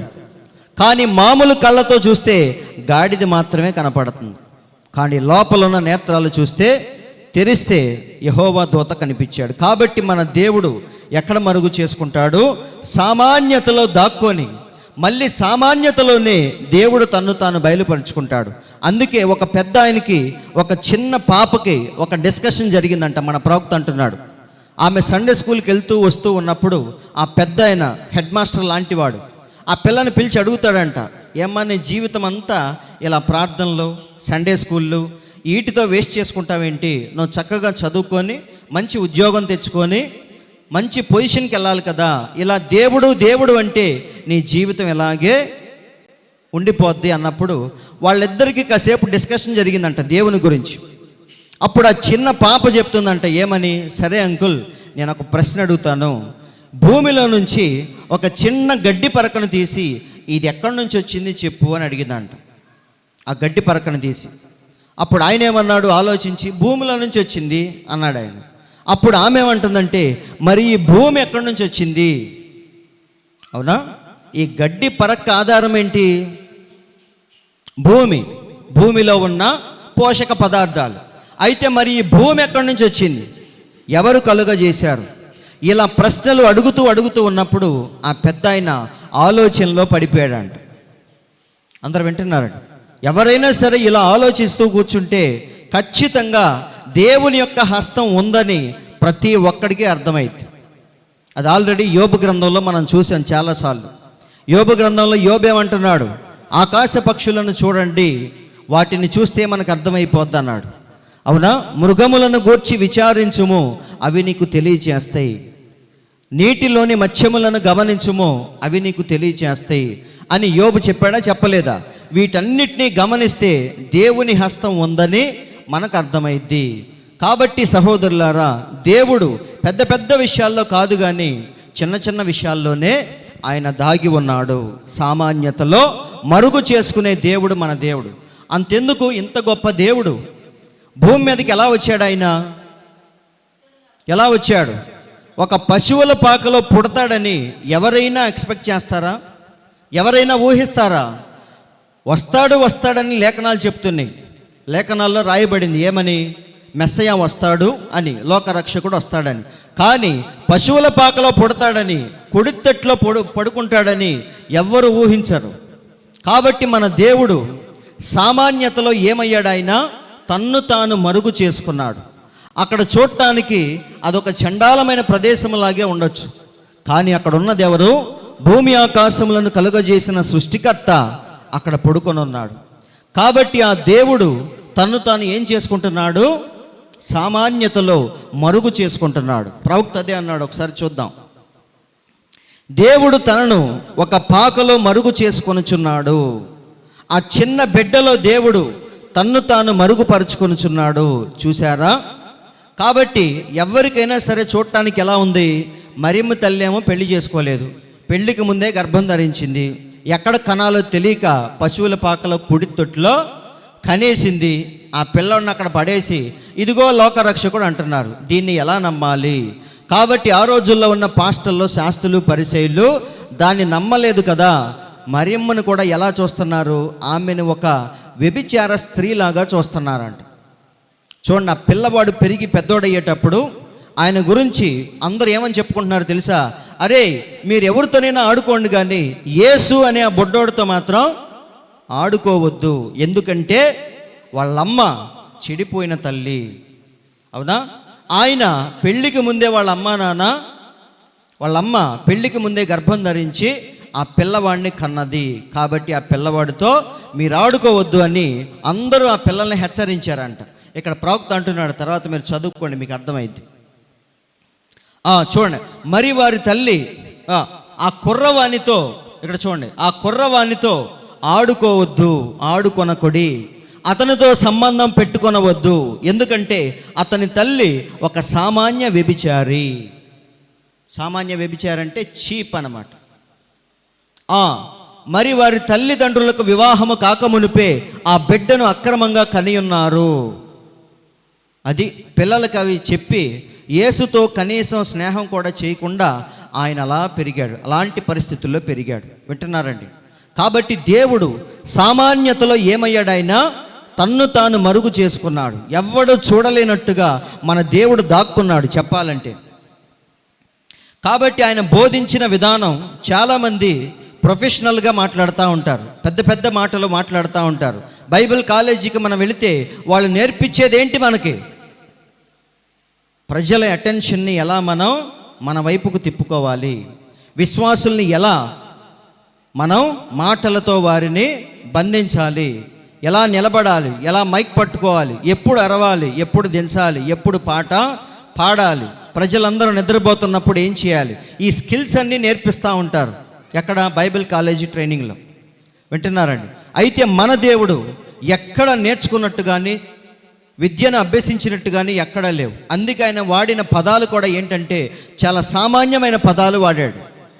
ఒకడు విత్తనాలు తీసుకొని చల్లటానికి వెళ్ళాడు, కొన్ని అక్కడ బండి, కొన్ని ఇక్కడ బండి అని చాలా సామాన్యమైన పదాలు వాడాడని మన ప్రవక్త అంటున్నాడు. ఆయన ఎప్పుడునూ మత పద్ధతుల్లో బోధించలేదు. మత పద్ధతులు అంటే పెద్ద పెద్ద థియాలజీ చేసిన వారు మాట్లాడతారు కదా ప్రొఫెషనల్గా, అలా ఎప్పుడూ మాట్లాడలేదు మన దేవుడు. చాలా సామాన్యముగా మాట్లాడాడు. ఎన్నడూ లేదు, ఆయన ఎప్పుడునూ ఒక బోధకునిలాగా బోధించలేదు. చూసారా? ఆయన దేవుని యొక్క సామాన్య పదాలను వాడుకొనెను. ఎలా? ఇదిగో ప్రతి చెట్టు వేరున ఒక గొడ్డలే ఉంచబడింది, సర్పములారా సర్ప సంతానమా మీరు సున్నము కొట్టిన సమాధులు. ఇలా సామాన్యమైన పదాలు భాష వాడాడు తప్ప ప్రొఫెషనల్గా నిలబడి పెద్ద పెద్ద పదాలు ఏమీ వాడలేదు ఆయన. అందుకని పాస్టర్లకి ఎలా కనిపిస్తున్నాడు మన దేవుడు? ఎలా కనిపిస్తున్నాడు? సామాన్యుడుగా. ఎవ్వరు అసలు ఆయన లెక్క చేయనట్టుగా ఉన్నాడు ఆయన. వీళ్ళు ఎలా ఉన్నారు? పైనుంచి కిందకి అంగీలేసుకొని చేతిలో ధర్మశాస్త్రాన్ని పట్టుకొని పెద్ద పెద్ద పదాలు వాడుకుంటా విశ్వాసులందరినీ వారి గుప్పిట్లో పెట్టుకొని పద్ధతులతో ఆచారాలతో సంఘాలను ముందుకు నడిపిస్తూ ఉన్నారు. కానీ మన దేవుడు మాత్రం సామాన్యమైన ఉదాహరణలు, సామాన్యమైన పదాలతో నిత్య జీవానికి సంబంధించిన మాటలు వారికి బోధిస్తూ ఉన్నాడు. కాబట్టి యేసయ్యను చూస్తే వారికి అస్సలు మింగుడు పట్టలేదు. అవునా కాదా? కాబట్టి ప్రవక్త ఏమంటున్నాడంటే దేవుడు సామాన్యతలో ఏమయ్యాడు? మరుగు చేసుకున్నాడు. వీరెవ్వరూ గుర్తుపట్టలేనట్టుగా మన దేవుడు మరుగులో ఉన్నాడు. వింటున్నారండి? మరుగులో ఉన్న దేవుడు చాలా జాగ్రత్తగా చూడండి. వీరికి మరుగులో ఉంచుకున్నాడు, కానీ వీరికి మాత్రం తన్ను తాను బయలుపరుచుకుంటున్నాడు. అందరికి అర్థమైందా? ఒకే దేవుడు ఒకరికేమో అర్థం కాకుండా అడ్డుబండగా ఉన్నాడు, ఇంకొకరికేమో ఆయన తన్ను తాను బయలుపరుచుకుంటున్నాడు. సమరయ స్త్రీ దగ్గరికి వెళ్ళి ఆయనే మెస్సయ్యాన్ని నిరూపించుకున్నాడు. కానీ శాస్త్రులకి పరిశీలికి మాత్రం అస్సలు అర్థం కావట్లేదు. కాబట్టి దేవుడే కావాలని ఒకరికి చీకటిని, ఒకరికి వెలుగును ఎలాగైతే అగ్నిస్తంభముగా వచ్చి ఆ రోజు నిలబడ్డాడో, ఈరోజు కూడా ఒకరికేమో అడ్డుబండగా ఉన్నాడు, ఇంకొకరికేమో ఆయనే నిజమైన జీవ మార్గముగా ఉన్నాడు. కాబట్టి సహోదరులారా, మన దేవుడు ఎందుకు సామాన్యతలో తన్ను తాను మరుగుపరుచుకున్నాడంటే, ఒకరికేమో కన్ఫ్యూజన్ క్రియేట్ చేయాలి ఆయనే, ఒకరికేమో ఆయనే క్లారిటీ ఇవ్వాలి దేవుని గురించి, దైవత్వము గురించి. అందుకోసమే, ఆ ఉద్దేశము కోసమే మన దేవుడు సామాన్యతలో తన్ను తాను మరుగు చేసుకొని ఉన్నాడు. అందరూ ఆలకిస్తున్నారండి. చూడండి, ప్రవక్త ఏమన్నాడు? ఆయన చాలా సామాన్యముగా ఉండెను. ఆ గొప్ప పండితులు ఎవరు? వాళ్ళు శాస్త్రులు, పరిసయ్యులు, సద్దూకయ్యులు. ఆ గొప్ప పండితులు తారుమారై ఆయన విషయంలో తప్పిపోవునంతగా ఆయన సామాన్యుడుగా ఉండెను. ఈ మాటలను బట్టి మీకు అర్థమైంది, దేవుడు కావాలనే కొంతమందికి ఎలా కనిపించాడు? అడ్డుబండగా కనిపించాడు, అర్థం కాని వ్యక్తిలాగా కనిపించాడు. వింటున్నారండి? అందుకే ఏమన్నారు? నువ్వు దెయ్యాలకు నాయకుడివి, బయల్జెబూల్ నువ్వు, అందుకే నువ్వు దెయ్యాలని వెళ్ళగొడుతున్నావు అంటున్నారే తప్ప ఒక్కసారి లేఖనాల్ని పరిశీలించట్లేదు వాళ్ళు. కానీ శిష్యులు మాత్రం ఆది కాండము నుండి మన ప్రవక్తలందరూ చెప్పిన లేఖనాలు ఆయనలోనే నెరవేర్పు జరిగినాయి అని వాళ్ళందరూ నమ్ముతుంటే, వీరు మాత్రం అడ్డం తిరుగుతున్నారు. కాబట్టి దేవుడే ఎలా ఉన్నాడు? వారికి తారుమారై వారి విషయములు, ఆయన విషయములు తప్పిపోవునంతగా ఆయన సామాన్యుడుగా ఉండెను. అయితే మీకు తెలియనా, ఆయన వాక్యమునకు విరుద్ధముగా రాలేదు. వారందరూ ఏమనుకుంటున్నారు? అక్రమంగా పుట్టాడు, అవునా, మరియమ్మ పెళ్లి కాకముందే గర్భము ధరించింది అంటున్నారే. కానీ ఒక్కసారి లేఖనాలను పరిశీలిస్తే మన దేవుడు ఎలా వచ్చాడు? లేఖనానుసారముగానే వచ్చాడు. వింటున్నారండి? బెత్లెహేములో పుట్టాలని ఒక ఆయన రాస్తే బెత్లెహేములోనే పుట్టాడు, అవునా? అందరూ ఆలకిస్తున్నారు కదా. కాబట్టి నజరేతు నుండి రావాలని ఒక ఆయన రాస్తే నజరేతు నుండే వచ్చాడు. గాడిదనెక్కి రావాలని ఒక ఆయన రాస్తే గాడిదనెక్కి వస్తున్నాడు ఆయన. కాబట్టి ఏ లేఖనం కూడా మన దేవుడు మిస్ చేయలేదు. కానీ ఆయన సామాన్యముగా ఉండటం వల్ల అనేక మంది ఏమైపోయారు? తప్పిపోయారు, గుర్తుపట్టలేకపోయారు. అందుకే ఆయన ఎలా చిత్రీకరించారు? ఒక పెద్ద నేరస్తులాగా చిత్రీకరించి కనీసం ఒక సగటు మానవుడికి ఇచ్చే గౌరవ మర్యాదలను కూడా దేవుడికి ఇవ్వలేదు. నిజమండి, ఒక సాటి వ్యక్తికి మనం ఏ మర్యాదనిస్తామో కనీస మర్యాద కూడా దేవునికి ఇవ్వకుండా ఇష్టానుసారంగా ఏదో ఒక కుక్కని ఈడ్చుకెళ్తున్నట్టుగా గొలుసులతో బంధించి అలా ఈడ్చుకెళ్ళారు. ఎందుకంటే ఆయన సామాన్యుడిగా వచ్చాడు. అందరూ ఆలకిస్తున్నారండి. కాబట్టి వాక్యములో ఉన్న గొప్పతనం ఏంటంటే అది మరుగులో ఉంటుంది, నీకు కనిపించదు. అది నువ్వు అలా చూసుకుంటూ వెళితే నీకేమీ అర్థం కాదు. అయితే నువ్వేం చేయాలి? దానికోసం కొంచెం తవ్వాలి. నువ్వు ఎప్పుడైతే తవ్వుతావో మరుగులో ఉన్నది ఏమైతే వెలుపలకు వస్తూ ఉంటుంది. కాబట్టి సహోదరులారా, వాళ్ళందరూ మన దేవునికి ఇచ్చిన ట్రీట్మెంట్ ఏంటి? ఒక భయంకరమైన నేరస్తుడికి ఏ ట్రీట్మెంట్ అయితే ఇస్తారో అదే ఇచ్చారు. ఎందుకంటే ఆయన చూడటానికి సామాన్యుడిగా ఉన్నాడు. అందరూ వింటున్నారని. అందుకే సిలువలో ఏమంటున్నారు? నువ్వు నిజంగా దేవుడు అయితే సిలువ మీద నుంచి దిగిరా, అప్పుడు మేము నమ్ముతాం అంటున్నారు. ఇంకొక ఆయన ఏమంటున్నాడు? అరే, అందరినీ రక్షించి నేనే రక్షించుకోలేకపోతున్నాడు చూడు అని. అవునా? ఎడమ వైపున ఉన్న దొంగ కూడా ఏమన్నాడు? ఏమయ్యా యేసు, ఎందుకు ఈ బాధలన్నీ? నువ్వు రక్షించుకొని మమ్మల్ని కూడా రక్షించవచ్చు కదా అన్నాడా లేదా? కానీ కుడివైపున ఉన్న దొంగ ఏమన్నాడు? నీ రాజ్యములో నన్ను జ్ఞాపకం చేసుకో అన్నాడు. కాబట్టి సహోదరులారా, ఆయన యొక్క సామాన్యతే కొంతమందిని తప్పిపోయేటట్టుగా చేసింది. కానీ ఆయనలో ఉన్న సామాన్యతే కొంతమందిని గుర్తుపెట్టేటట్టుగా చేసింది. అవునా? ఇప్పుడు చనిపోయేటప్పుడు మన దేవుడు ఒక సామాన్యుడిగా చనిపోయాడు. కానీ తిరిగి లేచేటప్పుడు మాత్రం అదే సామాన్యతలో తన్ను తాను గొప్పగా బయలుపరుచుకున్నాడు. అందరూ వింటున్నారండి. కాబట్టి సహోదరులారా, మన దేవుడు ఎలా ఉంటాడు? సామాన్యతలో మరుగులో ఉంటాడు. ఆయన ఒక కట్టని ఇట్లా లాగి వెనకాల మనం ఎలాగైతే దాక్కుంటామో, దేవుడు కూడా అలాగే ఒక కట్టని చాటును అలా నుంచుంటాడు. నీకు కనపడాలంటే నువ్వేం చేయాలి? వెతికి వెతికి వెతికి ఆ కట్టను పట్టుకొని ఎప్పుడైతే పక్కకి ఇలా అంటావో ఖచ్చితంగా నీకు ఎవరు కనిపిస్తారు? దాగి ఉన్న, లోపల దాగి ఉన్న దేవుడు నీకు కనిపిస్తాడు. అందుకే మన దేవుడు ఉపమాన రీతిగా అందరికీ బోధిస్తున్నాడు, కానీ శిష్యులకు మాత్రం కూర్చోబెట్టి అన్నీ వివరిస్తున్నాడు. అవునా? కాబట్టి సహోదరులారా, ఇదంతా ఏంటంటే దేవునిలో ఉన్న సామాన్యత. ఇక్కడ కూడా మీరు చూడండి, నోవాహు ఓడ చేసేటప్పుడు అది సామాన్యముగా ఉందా? గొప్పగా ఉందా? గొప్పగా ఉంటే అందరూ అంగీకరించేవాళ్ళు. అవునా? షాపింగ్ కాంప్లెక్స్ మీరు ఎప్పుడైనా చూడండి, ప్రారంభోత్సవానికి ఎలా ఉంటుంది? ఒక సిటీలో ఒక పెద్ద షాపింగ్ కాంప్లెక్స్ ఓపెనింగ్ చేసేటప్పుడు దానికి సినీ తారలను పిలుస్తూ ఉంటారు, లోకల్గా ఉన్న రాజకీయ నాయకుల్ని పిలుస్తూ ఉంటారు. అవునా? గొప్పగా ఆకర్షణీయంగా లైట్లు అవన్నీ పెట్టి ఆ రోజల్లా రోడ్డు అంతా ట్రాఫిక్ జామ్ చేసి మొత్తం సందడి సందడి చేస్తారు. ఈ దెబ్బతో ఏమైంది? అమ్మో, లోపల ఎంత పెద్ద స్టాక్ ఉందో, అవునా, లోపల ఎన్ని విషయాలు ఉన్నాయో అని చాలామంది నెక్స్ట్ రోజు నుంచి షాపింగ్కి వెళ్ళాలంటే అక్కడికే వెళ్తూ ఉంటారు. అవునా కాదా? ఎందుకంటే వాళ్ళంతా హైప్ ఇచ్చి వదిలేరు, ఇక్కడ ఏదో ఉందని చూపించారు. వింటున్నారండి? కానీ నోవాహు మాత్రం అలా ఏదో ఉందని చెప్పకుండా ఆయన ఏం చేస్తున్నాడు? ఓడను సిద్ధపరుస్తూ ఉన్నాడు. ఇప్పుడు అది చూడటానికి ఎలా ఉందంటే చాలా సామాన్యముగా ఉంది. అందుకే నోవాహుని పట్టించుకోలేదు, ఆయన చెప్పిన వాక్యాన్ని పట్టించుకోలేదు, అసలు ఎవడో సిద్ధపడలేదు. కానీ ఈ సామాన్యత ఒకరోజు ఏమైంది? తన్ను తాను గొప్పగా బయలుపరుచుకుంది. వింటున్నారండి? నోవాహు ఓడ కట్టేటప్పుడు ఎవడు పట్టించుకోలేదు, కానీ అందరూ మునిగిపోయేటప్పుడు మాత్రం నోవాహు తలుపుతీ, నోవాహు తలుపుతీ అని గట్టి గట్టిగా అరవటం ప్రారంభించారు. అయితే దేవుడు ఏం చేశాడు? ఆ తాళం వేసింది ఎవరు? దేవుడే స్వయముగా తాళం వేసి తీసుకొని వెళ్ళిపోయాడు.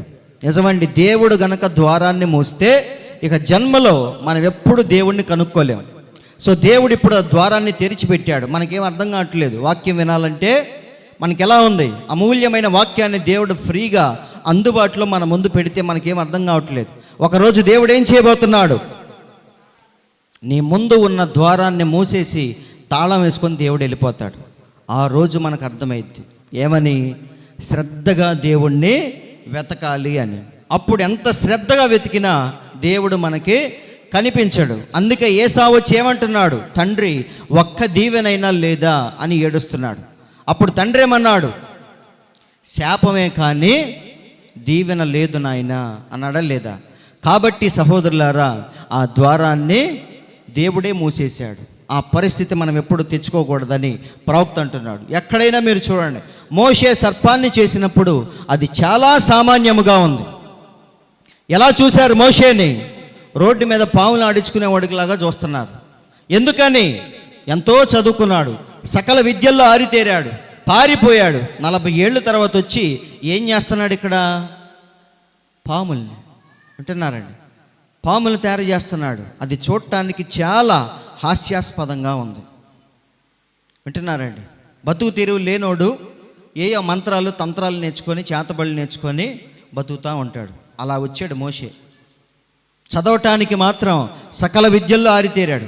విద్వాంసులకి సైతం ఆయన బోధించగలిగిన స్థితిలో ఉన్నాడు ఒకప్పుడు. కానీ ఇప్పుడు నడువు లొంగిపోయి, చేతిలో కర్రతో వంగిపోయి నడుంతో వచ్చి ఏమంటున్నాడు? కర్ర కింద పడేసి పామును తయారు చేసి నా పిల్లల్ని విడిపించు అంటున్నాడు. అందరు నవ్వుతున్నారు. అక్కడ రాజుగారి ఆస్థానంలో కూర్చున్న వారందరూ నవ్వుతున్నారు. ఎందుకని? ఆ పామును చూస్తే, మోషేను చూస్తే అలాగే ఉన్నాడు, పాములను ఆడించుకునేవాడుకులాగా. వింటున్నారండి? కాబట్టి అది ఎంతో సామాన్యముగా ఉందని మోషేని ఎవ్వరూ పట్టించుకోలేదు, నవ్వుకున్నారు, హేళన చేశారు, అంతా బాగానే ఉంది. కానీ లాస్ట్లో అదే కర్రతో వెళ్ళి సముద్రాన్ని ఎప్పుడైతే 2 పాయలుగా చీల్చాడో అప్పుడు హడలెత్తిపోయాడు. పాముని చేసినప్పుడు ఎలా ఉంది? అది పాములు పట్టుకునే వాళ్ళలాగా ఉన్నాడు మోషే. కానీ ఎప్పుడైతే సముద్రాన్ని చీల్చాడో ఆ రోజు అర్థమైంది అందరికీ. కాబట్టి వాక్యం ఎప్పుడు సామాన్యతలో ఉండి ఎవరికి కనిపించదు. కానీ ఒకరోజు అదే సామాన్యతలో నుండి గొప్పగా తన్ను తాను బయలుపరుచుకుంటాడు మన దేవుడు. వింటున్నారండి? కర్ర కింద పడేసినప్పుడు మన దేవుడు సామాన్యతలో దాక్కున్నాడు, అందుకే అందరు నవ్వుకున్నారు. ఒకరోజు అదే కర్రతో మోషే ఏం చేశాడు? ఎర్ర సముద్రాన్ని ఎప్పుడైతే చీల్చాడో అప్పుడు అందరికి ఏమర్థమైంది? సామాన్యతలో ఉన్న దేవుడు ఇప్పుడు గొప్పగా తన్ను తాను లోకానికే తెలియచేసుకున్నాడు. కాబట్టి సహోదరులారా, వాక్యాన్ని మనం ఎప్పుడు చులకనగా చూడకూడదు. అది ఎంత సామాన్యముగా ఉన్నా సరే మనకి మాత్రం అపురూపంగానే ఉండాలి. అవునా? దావీదు గొలియాతు మీదకి వెళ్ళినప్పుడు అది ఎలా ఉందో చూడటానికి సామాన్యముగా ఉందా లేదా? ఎందుకంటే దావీదు కత్తి లేదు, ఈటె లేదు, శిరస్త్రాణము లేదు, కవచము లేదు, అసలు ఏమీ లేదు, రాళ్ళు తీసుకొని వెళ్తున్నాడు. కానీ గొలియాతు మాత్రం అన్ని విధాలుగా సిద్ధపడ్డాడు. వింటున్నారండి? కాబట్టి అది చూడటానికి చాలా సామాన్యముగా ఉంది. కానీ ఎప్పుడైతే యుద్ధం అయిపోయిందో, ఎప్పుడైతే గొలియాతు కింద పడ్డాడో అప్పుడు అందరూ ఏమని అరిచారు? ఆ స్త్రీలు గాన ప్రతిగానములు చేయుచు వాయించుచు ఏమంటున్నారు? సౌలు వేల కొలదియు. సౌలు ఆయన సర్వీస్ మొత్తంలో 1000 మందిని చంపితే దావీదు ఒక్కరోజే 10,000 మందిని చంపాడు అని అరుస్తున్నారంట. నిజమే అది. గొలియాతు ఎంతమందికి సమానం? 10,000 మంది సైనికులకి సమానం. కాబట్టి ఇప్పుడు దావీదు ఎంతమందిని చంపినట్టు? 10,000 మందిని చంపినట్టు. కాబట్టి ఆ సామాన్యత ఏమైంది? తన్ను తాను గొప్పగా బయలుపరుచుకున్నాడు. ముందు ఎలా ఉన్నాడు? మరుగుపరుచుకున్నాడు, కట్టం చాటున నుంచున్నాడు దేవుడు. అందుకే అందరూ ఏమంటున్నారు? ఏంటి దావీదు అలా వచ్చావు? యుద్ధానికి ఏంటి అలా వెళుతున్నావు? నా కవచం ధరించండి అన్నాడు. సౌలు ఏమన్నాడు? ముందు నా యూనిఫామ్ ఏంటి అన్నాడు. ఏంగానే దావీదు ఏమంటున్నాడు? రాజా దయచేసి తీసేయండి, ఎందుకంటే వాక్యం ఎప్పుడూ సామాన్యముగానే వెళ్ళిద్ది. కాబట్టి సహోదరులారా, ఇవన్నీ చూడటానికి ఎలా ఉన్నాయి? సామాన్యముగా ఉన్నాయి. కానీ తర్వాత ఆ సామాన్యతలో ఉన్న దేవుడు గొప్పగా తన్ను తాను బయలుపరుచుకుంటాడు. అలాగే ఇక్కడ కుంటివాడు, మనందరికీ తెలుసు. ఈ కుంటివాడు వాళ్ళని చూసి ఏమనుకున్నాడో తెలుసా? వీరి యొద్ద ఏమైనా దొరుకునా అని చెప్పేసి తేరి చూస్తున్నాడంట. అంటే ఆ కుంటివాడికి అర్థం కావట్లేదు, వీళ్ళు నిజంగా వేసేవాళ్ళ వేయినోళ్ళ. బెచ్చగాళ్ళకి అర్థమైద్ది, వీడు నిజంగా డబ్బులు వేస్తాడా వేయడా అని. అందుకే మీరు గమనించండి, ఒక్కొక్కడి దగ్గరికి అసలు పోరాళ్ళు, కానీ ఒక్కొక్కడి దగ్గరికి వెళ్ళి వాడు వేసిందాక వాడి చుట్టూనే తిరుగుతూ ఉంటారు. ఎందుకని? వాళ్ళకి తెలుసు వీడు చూడటానికి బెంజ్ కారులో వచ్చిన రూపాయి కూడా ఇవ్వడాన్ని. అవునా? వాడు సామాన్యముగా బైక్ మీద వెళ్తున్నా సరే ఓ 10 రూపాయలు వేస్తాడని. అలాగే ఈ కుంటివాడికి ఆలోచనలో పడిపోయాడు, ఇప్పుడు వీళ్ళు నాకు వేస్తారా వేయరా, అసలు వీళ్ళ దగ్గర ఏమన్నా ఉందా లేదా, ఏమైనా దొరుకునేమో అని చెప్పేసి వారి వైపు అలాగే చూస్తున్నాడంట. అప్పుడు పేతురు వచ్చి ఏమన్నాడు? వెండి బంగారాలు లేవు, కానీ సామాన్యతలో ఉన్న వాక్యాన్ని ఆయనకి చూపించారు. అందరు వింటున్నారా? అప్పుడు వెంటనే ఏమైంది? చదవండి. వాడు దిగ్గున లేచి 3:8 అపోస్తుల కార్యములు. వాడు దిగ్గున లేచి నిలిచెను. చిన్నప్పటి నుంచి చచ్చుబడిపోయిన కాళ్ళు ఒక్క సెకండ్లో ఎలా లేచిని మీరు ఎప్పుడైనా ఆలోచించారా? అవునా? డాక్టర్ గారు కానీ కేరళ వైద్యం కానీ ఎన్నో రోజులు సాధన చేసి చేసి చేసి కొంచెం ఇంప్రూవ్మెంట్ వచ్చింది. ఇదేనా వాళ్ళు చెప్పేది?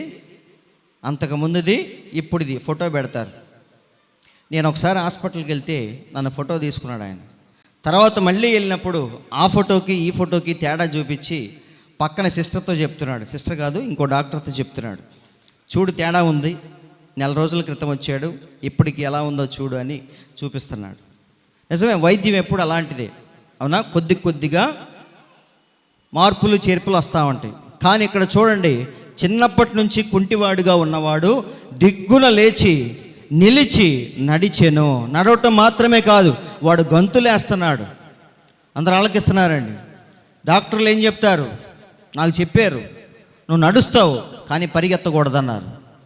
ఎందుకంటే ఇక్కడ చర్మం తీసి అక్కడ కప్పాం, కాలు దగ్గర మానిద్ది. కానీ నువ్వు ఎలా నడవాలి?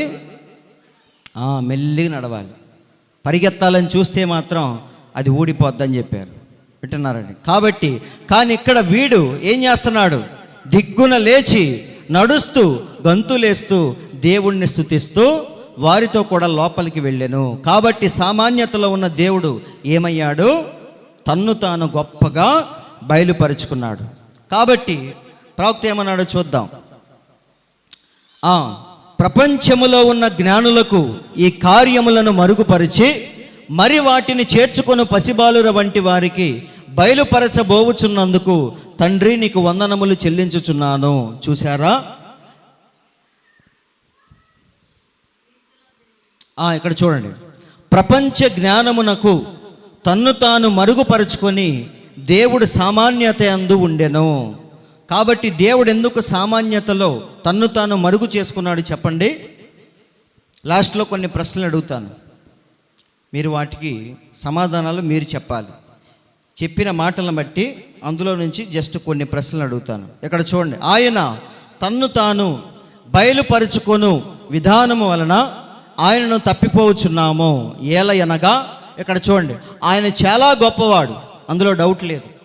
అయినప్పటికీ అల్పులైన వారికి తనను తెలియపరచుకొనుటకు తనను సామాన్యతలో మరుగుపరుచుకొనుచున్నాడు. అందరూ వింటున్నారండి? ఇప్పుడు ప్రపంచ రాజకీయాల గురించి పల్లెటూరు వాళ్ళకి తెలిసిద్దా? తెలీదు. వాళ్ళకి తెలిసింది ఏంటంటే వ్యవసాయం చేయటం, అవునా?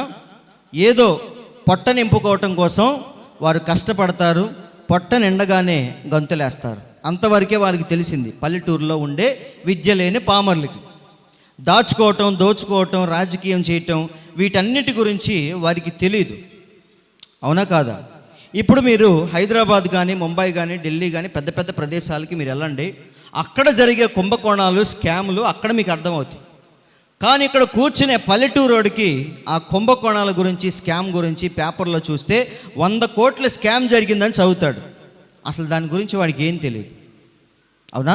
ఎక్కడ జరిగింది, ఎలా జరిగింది, ఎవడు తినేశాడు, ఇవన్నీ వాడికి అర్థమవుతాయా? లేదండి. ఆ రంగంలో ఎవరైతే ఉన్నారో వారికి అర్థమవుతాయి. కాబట్టి ఇప్పుడు దేవుడు ఎందుకు సామాన్యుడిగా మారాడంటే ఆయన ఎవరికి అర్థం అవ్వాలి? ఇప్పుడు విద్య లేని పామర్లు దేవుడంటే ఏంటో తెలుసుకోవాలి. కాబట్టి ఆయన సామాన్యతలో దాగి ఉన్నాడు. అవునా? ఒక చిన్న గడ్డి పరక గురించి మనం ఆలోచిస్తాం. వ్యవసాయం చేసేవాడు ప్రభువా వర్షం కురిపించు అని పైకి చూస్తాడు. అవునా? ఏదైనా కష్టం వస్తే దేవుని దగ్గరికి వెళ్తాడు.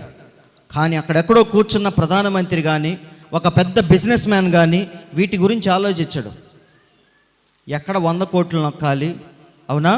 ఎప్పుడు నోట్లన్నీ రద్దు చేయాలి, బ్లాక్ మనీ మొత్తం ఎప్పుడు బయటికి తీయాలి, వీటి గురించే ఆలోచిస్తారు తప్ప దేవుని గురించి, వాటి గురించి ఆలోచించరు.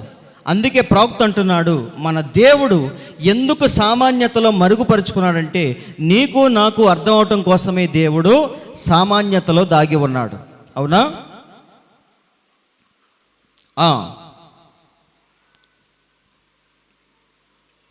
కాబట్టి దేవుని పిల్లలు ఎక్కడైనా సరే వారు గొర్రెలు లాంటి వాళ్ళు. కాబట్టి వారిని నడిపించడానికే దేవుడు సామాన్యతలో దాక్కున్నాడు. ఇక్కడ చూడండి, మానవుడు పూర్తిగా దేవునిపై ఆధారపడుటకు నిర్మింపబడెను. అంటే దేవుని పిల్లల గురించి చెప్తున్నాడు. అందరూ కాదండి, అందరూ దేవుని మీద ఎప్పుడూ ఆధారపడరు. కానీ దేవుని పిల్లలు మాత్రం ప్రతి చిన్నదానికి దేవుని మీద ఆధారపడతారు. అందుకే దేవుడు తన పిల్లలను దేంతో పోల్చాడు?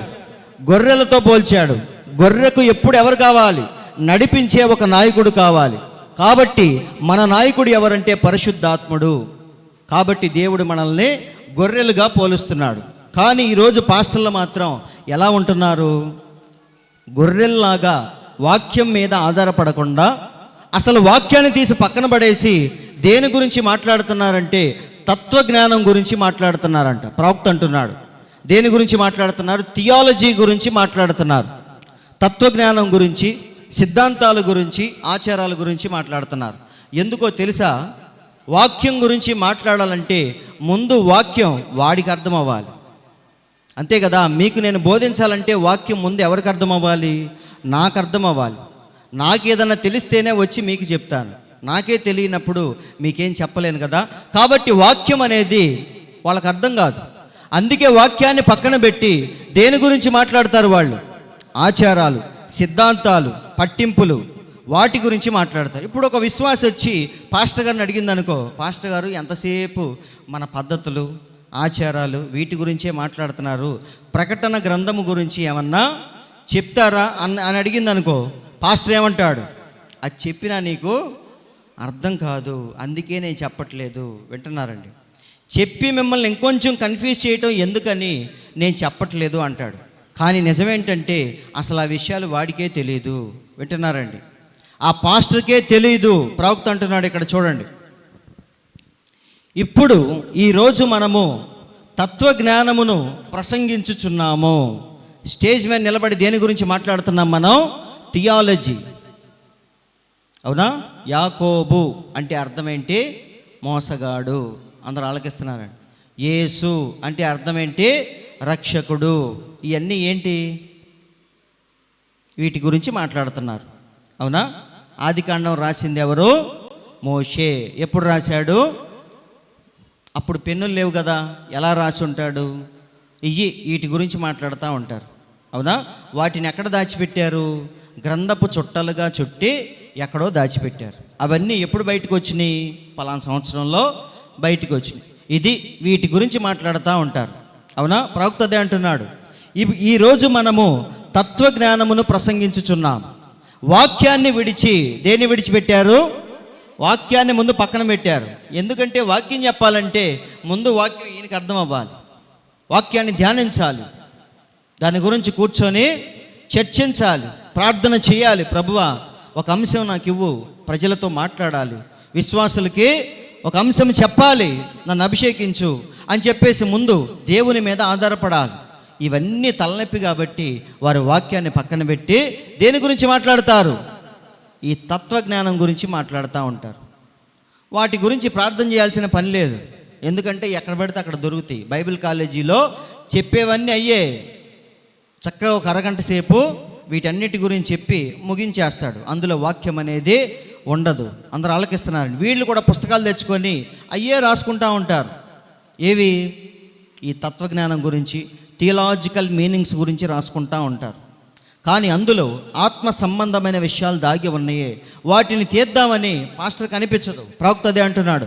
వాక్యమును విడిచి మత విధానములను, మరి సంఘ శాఖలను, మరి అనేక ఇతర కార్యములను మనము ప్రసంగించుచున్నాము. ఏలయనగా, ఇది చూడండి, అది వారికి అర్థము కాదని వారు చెప్పుచున్నారు. ఇప్పుడు మీరు వెళ్ళి అడిగారు అనుకో, ప్రకటన గ్రంథములో ఉన్న 7 ముద్రలంటే ఏంటి, ప్రకటన 10:7లో ఉన్న 7వ దూత అంటే ఎవరు, ఇవన్నీ నువ్వు అడిగితే ఏమంటారు? అవి నీకు చెప్పిన అర్థం కాదమ్మా, మాకే అర్థం కాలేదు. అవునా? ఇంకా నీకు చెప్తే నీకు ఉన్నది కాస్త పోయిద్ది. అందుకని చక్కగా దావీదు కథో, సొలొమోను కథో నువ్వు చదువుకో. అర్థం కాకపోతే డౌట్లు అడుగు. వీటి గురించి మాత్రం నువ్వు అడగొద్దు. అంటే ఏంటి దాని అర్థం? వాటి గురించి పాస్టర్కి అవగాహన లేదు.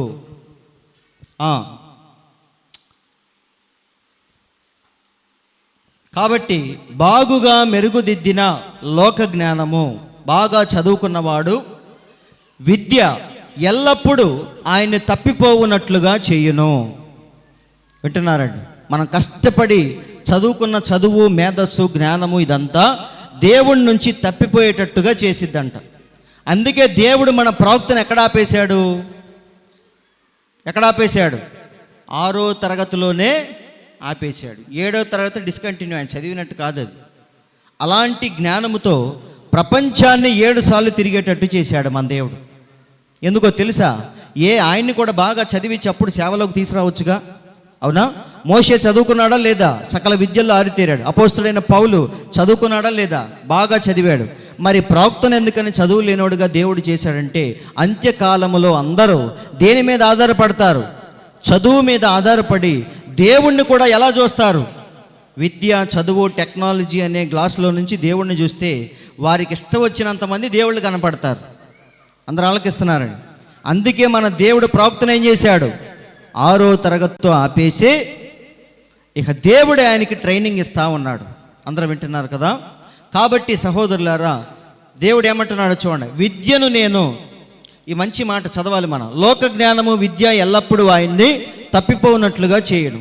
ఇప్పుడు నేను ఇక్కడ మరి నాకు తెలిసిన 2 లేక 3 స్కూల్ టీచర్లు ఇక్కడ కూర్చున్నారు. ప్రవక్త అంటున్నాడు, చదువు గురించి మాట్లాడుతుంటే ఎవరికి కోపం వచ్చింది? కాలేజీ ప్రిన్సిపాల్ టీచర్స్ కూర్చున్నారనుకో, ఏంటి చదువు గురించి మాట్లాడుతున్నారు అంటారా లేదా? అదే ప్రవక్త అంటున్నాడు, నాకు తెలిసిన 2-3 టీచర్లు ఇక్కడే కూర్చున్నారు. మరి పాఠశాలల్ని విద్యను నేను కించపరచట్లేదు, నిరక్షరాస్యతను మెచ్చుకొనుచున్నానని అపార్థము చేసుకోవద్దు. ప్రవక్త ముందే అంటున్నాడు, దయచేసి టీచర్లు ఎవరైనా ఉంటే నన్ను అపార్థము చేసుకోవద్దు. ఎందుకంటే నేను విద్యను కించపరచట్లేదు, నిరక్షరాస్యతను ఎంకరేజ్ కూడా చేయట్లేదు. అపార్థము చేసుకోవద్దు, దాని కొరకు నేను ఇక్కడ లేను. అయితే అక్కడున్న కార్యం ఏమనగా జనులు విద్యపై అధికముగా ఆధారపడుచున్నారు. అది వచ్చిన సమస్య. ఎప్పుడైతే బాగా చదువుకుంటామో ఇక దేని మీద ఆధారపడతాం మనం? అబ్బాయికి క్యాన్సర్ అంట అనంగాల్నే మనకెవరు గుర్తొస్తారు? హైదరాబాద్లో ఎవరో మంచి సర్జికల్ ఆంకాలజిస్ట్ ఎవరో చూస్తాం, ఇంటర్నెట్లో చూస్తాం, అవునా? అపాయింట్మెంట్ బుక్ చేస్తాం, వెంటనే అక్కడికి వెళ్ళిపోయి ఆయనతో క్యాన్సర్ తగ్గించుకోవటానికి ప్రయత్నిస్తాం. అసలు ఆయనే లేడనుకో, అసలు నీకు చదివే లేదనుకో, నువ్వు ఎక్కడికి వస్తావు? దేవుని దగ్గరికి వస్తావు. పిల్లలు పుట్టట్లేదు అమ్మాయికి, ఇక ఆమె తిరుగుతూ ఉంటుంది. వింటున్నారండి? ఎక్కడ అయ్యూవి చేస్తూ ఉంటారు, ఎక్కడ. కాబట్టి సహోదరులారా, ఇదంతా ఏంటంటే మన యొక్క జ్ఞానము దేవుడి నుంచి రోజు రోజుకి మనల్ని దూరముగా తీసుకెళ్ళిపోతున్నాయి అని ప్రవక్త అంటున్నాడు. కాబట్టి చదువు అనేది మంచిదే, కానీ ఆ చదువు గనక దేవుణ్ణి మనల్ని విడదీస్తే ఆ చదువుని ఏం చేయాలి? మనం కట్ చేసేయాలి. అందరూ ఆలకిస్తున్నారా? మీరు ఎప్పుడైనా వెళ్ళి డాక్టర్లకు కానీ బాగా చదువుకున్న వారికి కానీ దేవుడి గురించి చెప్పండి, వాళ్ళు ఎలా చూస్తారు? ఎప్పుడు మీకు చెప్తా ఉంటాను, ఒక పెద్ద డాక్టర్ రేడియాలజిస్ట్ నాతో ఏమన్నాడు, ఆయన బాగా చనువుగా ఉంటాడు నాతో. ఆయన ఏమన్నాడంటే, రే ముందు 4 ఏళ్ళు లోపలికి వెళ్తున్నాయా లేదా అని చూసుకో అంటున్నాడు. ఆయన మళ్ళీ నామకార్థ క్రైస్తవుడే, ఫార్మల్ క్రిస్టియన్ ఆయన. కానీ దేవుని గురించి కొంచెం డీప్గా మాట్లాడితే ఏమంటున్నాడు, ఇవన్నీ నీకెందుకు, ముందు 4 ఏళ్ళు వెళ్తున్నాయా లేదా చూసుకో అన్నాడు. అది కాబట్టి సహోదరులారా, విద్యపై అధికముగా మనం ఏమైపోయాం? ఆధారపడుచున్నాం. కానీ మనం అధికముగా ఆధారపడాల్సింది ఎవరి మీద? దేవుని మీద. కొద్దిగా విద్య మీద ఆధారపడాలి. కానీ ఇప్పుడు ఏం జరుగుతుందంటే అన్నీ రివర్స్లో జరుగుతున్నాయి. కాబట్టి ఫైనల్గా మన దేవునిలో ఉన్న గొప్పతనం ఏంటంటే ఆయన ఎందులో మరుగు చేసుకున్నాడు? సామాన్యతలో తన్ను తాను మరుగు చేసుకున్నాడు. అందరూ వింటున్నారా? ఎందుకు ఇలా చేస్తున్నాడు? ఆన్సర్ ఈ పాటికే మీకు వచ్చేసి ఉండాలి. ఆయన సామాన్యతలో ఉండటం వల్ల 2 ఉపయోగాలు ఉన్నాయి. ఏంటవంటే కొంతమంది తప్పిపోవాలి, కొంతమంది లోపలికి రావాలి. ఇది ఎలా జరిగిద్ది? దేవుడు సామాన్యతలో ఉంటే జరిగిద్ది. అందుకే ఏమన్నాడు ఆయన? తండ్రికి ఆయన ఏమని ప్రార్థన చేస్తున్నాడు? ప్రభువా, జ్ఞానులకు వివేకులకు ఈ సంగతులను మరుగు చేసి ఎవరికి బయలుపరిచాడు? మళ్ళీ పసిబాలురికి బయలుపరిచినావని నిన్ను స్తుతించుచున్నాను. కాబట్టి ఈ విషయం మనందరికీ తెలుసు. దేవుడు రూపాంతరం చెందిన తర్వాత వాళ్ళందరూ నమ్మారు ఈయనే మెస్సయ్య అని. అయితే కొండ దిగి వచ్చేటప్పుడు శిష్యులకు డౌట్ వచ్చింది. ఏమన్నారు? ప్రభువా, నువ్వు మెస్సయ్య అని మేము నమ్ముతున్నాం, కానీ నువ్వు రావటానికి ముందు ఎవరు రావాలి? ఏలియా రావాలి కదా. మరి ఆ లేఖనం ఏమైపోయింది? వింటున్నారండి? దేని మీద దృష్టి పెట్టారు వాళ్ళు? దేవుని పిల్లలు ఎక్కడైనా సరే లేఖనం మీద దృష్టి పెడతారు. ఎందుకంటే లేఖనాలు ఎప్పుడు కూడా నిరర్ధకము కానేరవు. భూమి ఆకాశము గతించిపోయినా సరే లోకరక్షకుడు పుట్టాడని తూర్పు దేశపు జ్ఞానులు వచ్చారు. రాగానే రాజు షాక్లోకి వెళ్ళాడు, అక్కడున్న పాస్టర్లో షాక్లోకి వెళ్ళారు. అప్పుడు వెంటనే వాళ్ళందరూ కలిసి ఎక్కడికి వెళ్ళారు? లేఖనాల దగ్గరికి వెళ్ళారు. ఎప్పుడైతే లేఖనాలన్నీ తిరగేశారో వాళ్ళకి ఆన్సర్ దొరికిందా లేదా? నిజమే రాజా, యూదా దేశము నుండి లోకరక్షకుడు రావాలని లేఖనాలు చెప్తున్నాయి. కాబట్టి శిష్యుల దృష్టి దేని మీద ఉంది? అందుకే ప్రవక్త ఎప్పుడు అంటాడు, స్క్రిప్చర్స్ కెనాట్ బి బ్రోకెన్ అంటాడు. అంటే లేఖనాలు ఎప్పుడు కూడా నిరర్ధకము కావు. కాబట్టి వాళ్ళు అదే అడిగారు. చూడండి, మత్తయి సువార్త 17:10 అంటున్నాడు, అప్పుడు ఆయన శిష్యులు, ఇలాగైతే ఏలియా ముందుగా రావాలని శాస్త్రులు ఎందుకు చెప్పుచున్నారు? మంచి డౌట్ అడిగారు. ఇప్పుడు ఆయన మెస్సయ్యని ఒప్పుకున్నారు, ఎందుకంటే ఆయన రూపాంతరం పొందాడు, ఆయన ముఖం సూర్యునిలాగా ప్రకాశించింది. అయితే డౌట్ వచ్చింది, మరి ఆయన రావటానికి ముందు ఎవరు రావాలి? ఏలియా రావాలి, ఏడి అని అడుగుతున్నారు. అప్పుడు దేవుడు ఏమని చెప్పాడు? మీకు నేను కావాలా, ఏలియా కావాలా అన్నాడా? లేదండి. మన దేవుడు ఎప్పుడు కూడా లేఖనాలను గౌరవించే దేవుడే మన దేవుడు. వింటున్నారండి? గవర్నమెంట్ ఎన్నో రూల్స్ పెట్టింది, కానీ గవర్నమెంటే పాటించదు. అవునా కాదా? నేను ఎవరినో విమర్శించట్లేదండి. రూల్స్ రెగ్యులేషన్స్ ఏవైతే ఉన్నాయో అవన్నీ ఒక సామాన్య మానవుడికే వర్తిస్తాయి. అవునా? బాగా గొప్పింటివాడు రాజకీయ నాయకుడు ఒక పెద్ద మర్డర్ చేసో లేదా మానభంగం చేసో ఎవరినో చంపేసి చక్కగా రోడ్డు మీద తిరుగుతూ ఉంటాడు. అదే నీలాంటోడు నాలాంటోడు రోడ్డు మీదకి వెళ్ళి ఎవరినైనా చంపేస్తే ఇమ్మీడియట్గా పోలీసులు వచ్చి, కుక్కలతో సహా పోలీసులు వచ్చి మనల్ని ఏం చేస్తారు? తీసుకెళ్ళి లోపలేస్తారు. మీరు జైలుకి వెళ్ళి చూడండి, జైలుకి వెళ్ళి మీరు గమనించండి, బాగా డబ్బున్న వాళ్ళు, పలుకుబడి వాళ్ళు చాలా తక్కువ మంది ఉంటారు, సామాన్యులు మాత్రమే ఎక్కువ మంది ఉంటారు. ఇంకా చెప్పాలంటే కొన్ని కేసులు క్లోజ్ అవ్వని కేసులు ఉంటాయి కదా, పెండింగ్లో ఉన్న కేసులు, ఎవడో ఒక అనామకుడిని తీసుకెళ్ళి ఆ కేసులో ఇరికించి దాన్ని క్లోజ్ చేస్తారు. నిజమండి, ఆ కేసు పెండింగ్లో ఉంటుంది, నేరస్తుడు దొరకడు. అప్పుడు వీళ్ళు ఏం చేస్తారు తెలుసా? ఎవడో ఒకడిని జైల్లో అడ్రస్ లేని వాడిని తీసుకొచ్చి ఆ కేసులో ఇరికించి దాన్ని క్లోజ్ చేస్తూ ఉంటారు. మరి అదే కేసులో డబ్బున్న వాడిని ఇరికియొచ్చుగా. అది కాబట్టి రూల్స్ ఎప్పుడు కూడా ఎవరికి? సామాన్యులకే. అవి మళ్ళీ రాసింది ఎవరు? మన ప్రభుత్వం వారే పెడతారు రూల్స్, కానీ వాళ్ళకు మాత్రం అవి వర్తించవు. కానీ మన దేవుడు ఒక రూల్ రాశాడు అంటే దానికి ముందు ఆయనే శిరసావహిస్తాడు. అదే మన దేవుని యొక్క గొప్పతనం. అందరూ ఆలకిస్తున్నారండి. నేను దేవుణ్ణి కదా అని చెప్పేసి భూమి మీదకి వచ్చి ఇష్టానుసారంగా మన దేవుడు ఏం చేయలేదు. అవునా? ప్రతి రూల్ని పాటించాడు ఆయన. దేవుడు చెప్పిన ప్రతి ఆజ్ఞకు లోబడ్డాడు మన దేవుడు. కాబట్టి వాళ్ళకి డౌట్ వచ్చింది, ఏమని? ఏలియా రావాలి కదా ప్రభువా, మరి నువ్వు వచ్చేవేంటి, ఏలియా ఏడి అని అడుగుతున్నారు. అప్పుడు దేవుడు ఏమని చెప్పాడు? అందుకాయన ఏలియా వచ్చి సమస్తము చక్కబెట్టునన్నమాట. నిజమా అబద్ధమా? లేఖనాల్లో ఉన్న ప్రతి మాట నిజము. అందుకే సత్యమందు వీని ప్రతిష్ఠించు, నీ వాక్యమే సత్యము అని చెప్పాడా చెప్పలేదా?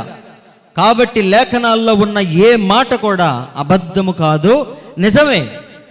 అయితే అది ఎప్పుడు నెరవేరింది మరి? చూడండి, అయినను ఏలియా ఇదివరకే వచ్చాను. ఆల్రెడీ వచ్చాడు, చేయాల్సింది చేశాడు, వెళ్ళిపోయాడు. వింటున్నారా? వారు అతన్ని ఎరుగక, ఇది మనం గుర్తుపెట్టుకోవాల్సింది. అయినను ఏలియా ఇదివరకే వచ్చాను, వారు అతన్ని ఎరుగక. దేవుని కార్యాలు ఎప్పుడు కూడా మనుషులు గుర్తుపట్టలేరు. నిజమండి, జరిగిపోయిన దాని గురించి మాట్లాడతాడు, జరగబోయే దాని గురించి మాట్లాడతాడు, కానీ ఎదురుగా ఉన్నదాన్ని మాత్రం వాడు పట్టించుకోడు. మెస్సయ్య రావాలి అని ఎదురు చూస్తున్నారు, అవునా? కానీ మెస్సయ్య వచ్చి ఎదురుగా నిలబడితే మాత్రం నువ్వు దొంగలకి నాయకుడివే అంటున్నారు. కాబట్టి సహోదరులారా, ఏలియా ఆల్రెడీ వచ్చాడు, చేయాల్సింది చేశాడు, వెళ్ళిపోయాడు. కానీ వారు అతన్ని ఎరుగక తమకిష్టం వచ్చినట్టు అతని ఎడల చేసేది. సేమ్ అలాగే మనుష్య కుమారుడికి కూడా అదే జరిగిద్ది అంటున్నాడు. మనుష్య కుమారుడు కూడా అలాగే వారి చేత శ్రమలు పొందబోవుచున్నాడు. కాబట్టి వాక్యాన్ని ఎప్పుడు ప్రజలు ఏమైపోతున్నారు? సామాన్యతలో ఉండటం వల్ల వారందరూ మిస్ అయిపోతున్నారు. కాబట్టి ఏలియా వచ్చాడు, చేయాల్సింది చేశాడు, అలా వెళ్ళిపోయాడు. కానీ ఏలియా ఎలా వచ్చాడు? డైరెక్ట్గా రాలేదు. ఆయన యోహానుగా వచ్చాడు, బాప్తిస్మం ఇచ్చి యోహానుగా వచ్చాడు. ఆయన ఎక్కడ నిలబడ్డాడు? ఒక బురద గుంటలో నిలబడ్డాడు. మన ప్రవక్త అంటున్నాడు, ఒంటికి ఒక తోలు దట్టి కట్టుకొని ఒక బురద గుంటలో నుంచొని ఆయన ఏమంటున్నాడు, వచ్చి బాప్తీసం పొందనండి అంటున్నాడు. కాబట్టి 13లో చూడండి ఒకసారి. అప్పుడు ఆయన బాప్తిస్మం ఇచ్చి యోహాను గూర్చి తమతో చెప్పెనని శిష్యులు గ్రహించిరి. అప్పుడు శిష్యులకు అర్థమైంది ఏమని, ఓహో ఇప్పుడు దాకా యేసయ్య చెప్పింది యోహాను గురించి. అవునా, యోహాను నిజంగానే వచ్చాడు, మార్గాన్ని సిద్ధపరిచాడు, ఆయన వెళ్ళిపోయాడు. ఆయన వెళ్ళిపోగానే ఎవరు వచ్చారు, మెస్సయ్య వచ్చాడు. కాబట్టి లేఖనాలు నిరర్ధకము కాలేదు, అవి చక్కగా నెరవేర్పు జరిగినాయి. కాబట్టి ఆయన బాప్తిస్మం ఇచ్చి యోహాను గూర్చి తమతో చెప్పెనని శిష్యులు గ్రహించిరి. ఇక్కడ చూడండి, ఆయన ఇదివరకే వచ్చెను మరియు దాన్ని మీరు ఎరుగకై ఉన్నారు. కాబట్టి ఎప్పుడైనా సరే దేవుడు వచ్చినప్పుడు మనుషులు గుర్తుపట్టే స్థితిలో ఎవ్వరూ లేరు.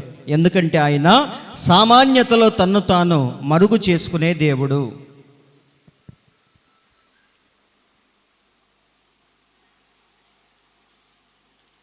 కాబట్టి రేపు రాకడ కూడా అలాగే ఉంటుందని మన ప్రవక్త అంటున్నాడు.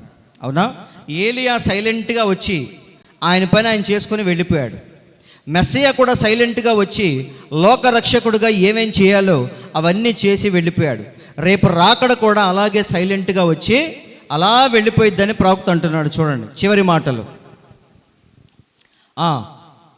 చూడండి, బహుశా జెఫర్సన్ విల్లో ఒకరు ఎత్తబడి ఉందరు. జెఫర్సన్ విల్ అంటే ఆ పెద్ద సిటీలో అమెరికాలో ఒక్కలే ఎత్తబడతారు. ఎవరు వాళ్ళు? ఇది ఇంపార్టెంట్. వధువు మాత్రమే ఎత్తబడింది. కొందరు ఆ ఒకరు తప్పిపోయారని తలంచుకుందరు. చాలామంది ఏమనుకుంటారు, ఆ ఒక్కడు మిస్ అయిపోయాడు. వింటున్నారండి, ఒక ఎమ్మెల్యేనో ఒక మినిస్టరో మిస్ అయ్యాడు అనుకో, అందరు కలిసి వెతుకుతారు. అదే ఇంటి పక్కన ఎల్లమ్మ పుల్లమ్మ మిస్ అయిందనుకో, ఎవడైనా పట్టించుకుంటాడా? ఎవడు పట్టించుకోడు. వింటున్నారండి, ఎక్కడికో పోయిందిలే, అవునా, వేరే ఊరు వెళ్ళిపోయింది లేదా చచ్చిపోయింది, ఎవడికి కావాలి అన్నట్టుగా పట్టించుకోరు. కానీ ఆమె చచ్చిపోయి ఆ ఎల్లమ్మ పుల్లమ్మ ఎక్కడికి వెళ్ళింది? ఎత్తబాటులో దేవుని దగ్గరికి వెళ్ళింది. వింటున్నారండి, అదే ప్రవక్త అంటున్నాడు, కొందరు ఆ ఒక్కరు తప్పిపోయారని తలంచుకుందరు, మరికొందరైతే దాని గురించి పట్టించుకోరు. నిజమే కదా, ఆ పాకలో ఉండే ఆమె చచ్చిపోయింది, ఎవడికి పట్టింది? ఎవడు పట్టించుకోడు. జార్జియా నుండి ఒకరు ఎత్తబడిదారు. చూసారా, ఆఫ్రికా నుండి ఒకరు ఎత్తబడిదారు. మనం ఇట్లు చెప్పేదము ఏమని, జీవించు 500 మంది రూపాంతరము నొంది ఎత్తబడదురు అనుకుందాము. కానీ వారందరూ ఎవరు? అది సంఘ సభ్యులు కాదు, అది వధువు మాత్రమే. సంఘ సభ్యులు అలా ఎత్తబడరు అని ప్రవక్త అంటున్నాడు. వధువు మాత్రమే.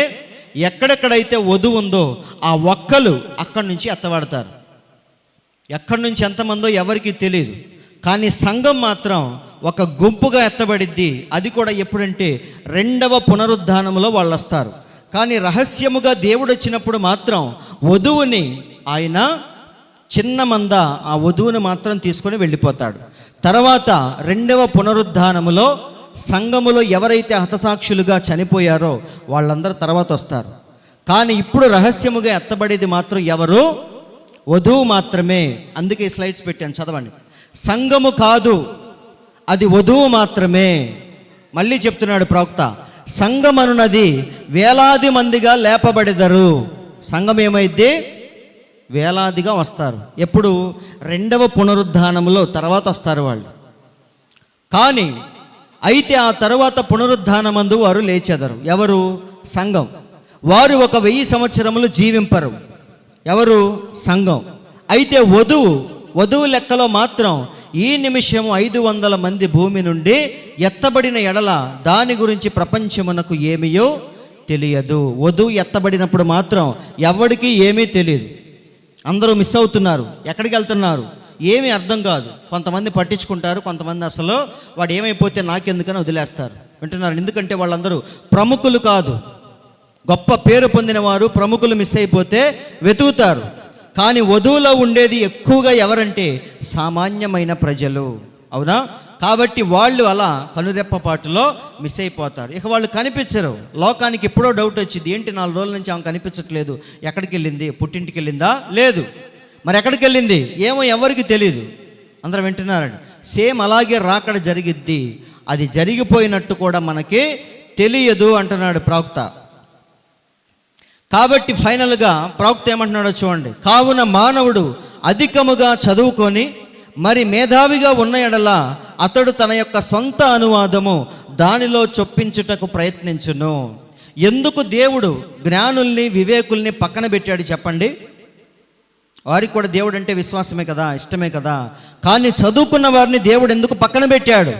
ఎందుకంటే వారు కుదురుగా ఉండరు. వింటున్నారండి? వాక్యాన్ని చదివేటప్పుడు, వాక్యాన్ని బోధించేటప్పుడు, వాక్యాన్ని నెరవేర్చేటప్పుడు వారి సొంత అనువాదాన్ని అందులో పెట్టడానికి చూస్తారు. అదే సమస్య. అంతేగాని చదువుకున్న వాళ్ళంటే దేవుడికి ఏమీ కోపం కాదు. వాళ్ళు ఏం చేస్తారు? వారి మేధాశక్తిని, తెలివితేటల్ని, యుక్తుల్ని, కుయుక్తుల్ని వాక్యముతో జత చేయటానికి చూస్తారు. అందుకే దేవుడు జ్ఞానుల్ని, వివేకుల్ని పక్కన పెట్టి పసిబాలురికి తన్ను తాను బయలుపరుచుకున్నాడు. కాబట్టి అసలైన రహస్యం ఏంటంటే ఆయన సామాన్యతలో ఉన్నాడు కాబట్టి కొంతమంది ఆయన్ని పక్కకు దోసేస్తారు. ఆయన సామాన్యతలో ఉన్నాడు కాబట్టి కొంతమంది ఆయన్ని చేర్చుకుంటారు. అదే అసలు రహస్యం. అందుకే దేవుడు ఎక్కడున్నాడు? సామాన్యతలో తన్ను తాను మరుగు చేసుకున్నాడు. ఎందుకంటే తల పొగరుతో ఉన్నవాడు, జ్ఞానులు అనుకునే వారందరూ దాన్ని తగిలి కింద పడిపోవాలి. కానీ సామాన్యులు మాత్రం అదే సామాన్యతలో ఉన్న దేవుణ్ణి చూసి వాళ్ళు దేవునిలోకి రావాలి. దీనికోసమే, ఈ ఉద్దేశం కోసమే మన దేవుడు సామాన్యతలో ఎప్పుడు తన కార్యాలు మరుగు చేసుకుంటూ ఉంటాడు. అందరూ వింటున్నారు కదా? అందుకే మనం చదివాం యెషయా గ్రంథంలో ఏమని? మేము తెలియచేసిన సమాచారము ఎవడు నమ్మెను? ఎవడు నమ్మడు. ఎందుకని? అది సామాన్యముగా ఉంటుంది. వింటున్నారండి? రా, నీ పాపాలు ఒప్పుకో, దేవునికి నీ జీవితాన్ని సమర్పించు అంటే ఆ మాటలు ఎలా ఉంటాయి? చదువు వదిలేసి, ఉద్యోగాలు వదిలేసి, విలువైన జీవితం, ఎంజాయ్మెంట్ ఇవన్నీ వదిలేసి దేవుణ్ణి నమ్ముకుంటే మాకు వచ్చేదేంటి? ఇది ఈరోజు ఉన్న ప్రశ్న.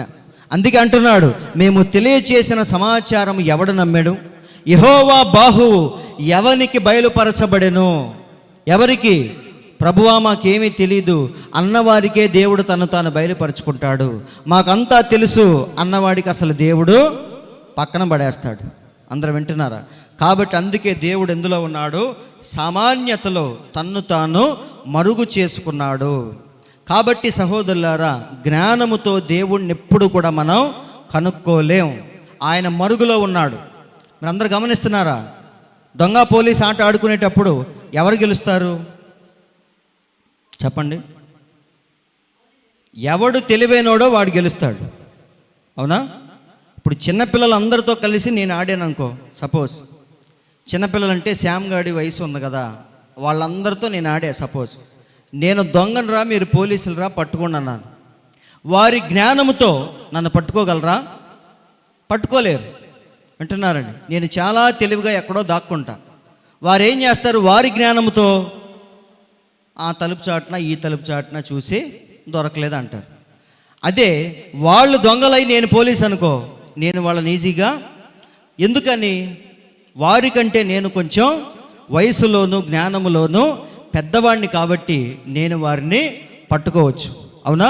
ఇక్కడ ఎవడు జ్ఞానవంతుడో, ఎవడు తెలివైన వాడో వాడే గెలుస్తాడు భూలోకములో. అది బిజినెసే కానీ, రాజకీయమే కానీ, ఎక్కడైనా సరే గెలిచేదెవడు? తెలివి ఉన్నవాడు, జ్ఞానం ఉన్నవాడు. కానీ దేవునిలో, దైవత్వంలో గెలిచేదెవరో తెలుసా?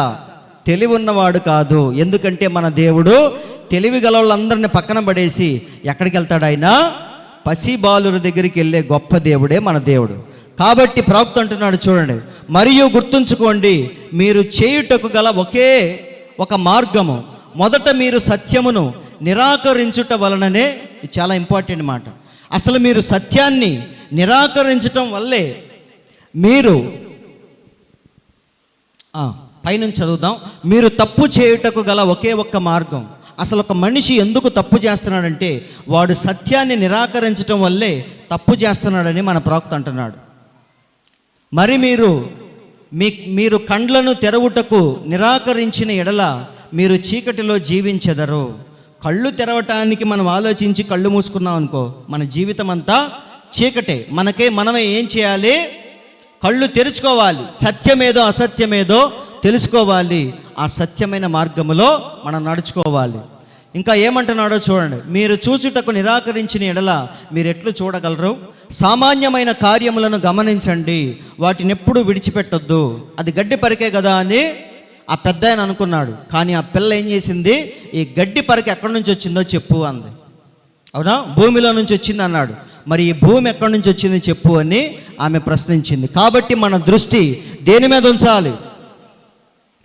సామాన్యమైన కార్యములను గమనించండి, వాటిని ఎప్పుడు మనం తీసి పక్కన పడేస్తాం.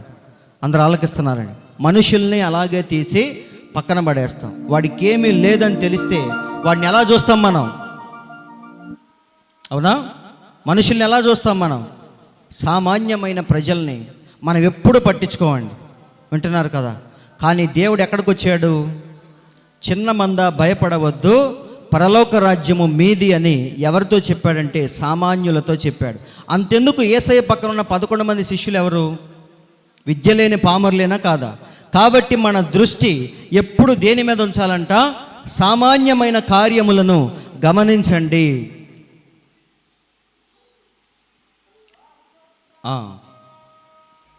కాబట్టి చెప్పింది అర్థమైందిగా అందరికీ. మన దేవుడు ఎక్కడ ఉంటాడు? సామాన్యతలో మరుగు చేసుకుంటాడు. అంటే తన్ను తాను ముసుగేసుకొని ఎవరికీ కనిపించకుండా ఉంటాడు. ఎవరైతే సామాన్యులుగా ఉంటారో దేవుడే ముసుగు తీసి వారికి తన్ను తాను బయలుపరుచుకుంటాడు. నాకంతా తెలుసని ఎవడైతే వస్తాడో దేవుడు కావాలనే వాడిని మరుగులో ఉంచుతాడు. కాబట్టి చివరిగా మరి కొన్ని ప్రశ్నలు అడగాలి నేను. ఆల్రెడీ మీరు విన్నది, యోహాను సింహాసనము దగ్గర ఉన్న గొర్రె పిల్లను ఎందుకు చూడలేకపోయాడు? అవునా, యోహాను సింహాసనం గురించి 5వ అధ్యాయంలో చాలా క్లియర్గా వివరించాడు. అవునా, దాని ముందున్న 4 జీవుల గురించి, 7 దీపాల గురించి, చుట్టూ ఉన్న 12 సింహాసనాల గురించి అన్నీ వివరించాడు. కానీ అక్కడ గొర్రె పిల్ల ఉందన్న విషయం ఎలా గ్రహించలేకపోయాడు యోహాను? అది ఒక ప్రశ్న. పోయిన వారం చెప్పాను నేను. రెండవది ఏంటంటే, సంఘానికి రక్షక భటులు ఎవరు? పాస్టర్ గారా, సంఘ పెద్దలా, ఎవరు? వారి కర్తవ్యం ఏంటి? చాలా ఇంపార్టెంట్. వింటున్నారండి? కాబట్టి దాని గురించి నేను వచ్చే వారం అడుగుతాను, మీరే చెప్పాలి. మూడవది, దేవుడు ఎందుకు సామాన్యతలో తన్ను తాను మరుగుపరుచుకున్నాడు? దేవుడు ఎందుకు ఎప్పుడు డైరెక్ట్గా రాడు, ఇండైరెక్ట్గానే ఎందుకు వస్తాడు దేవుడు? ఎందుకు మరి ముఖ్యముగా సామాన్యతలో మరుగు చేసుకున్నాడు? దానికి 2 కారణాలు. అవేంటో వచ్చే వారం నేను అడుగుతాను. కాబట్టి మరి దేవుడి మాటలు దీవించునుగాక. మనందరం ఒక్కసారి లేచి నిలబడదాం.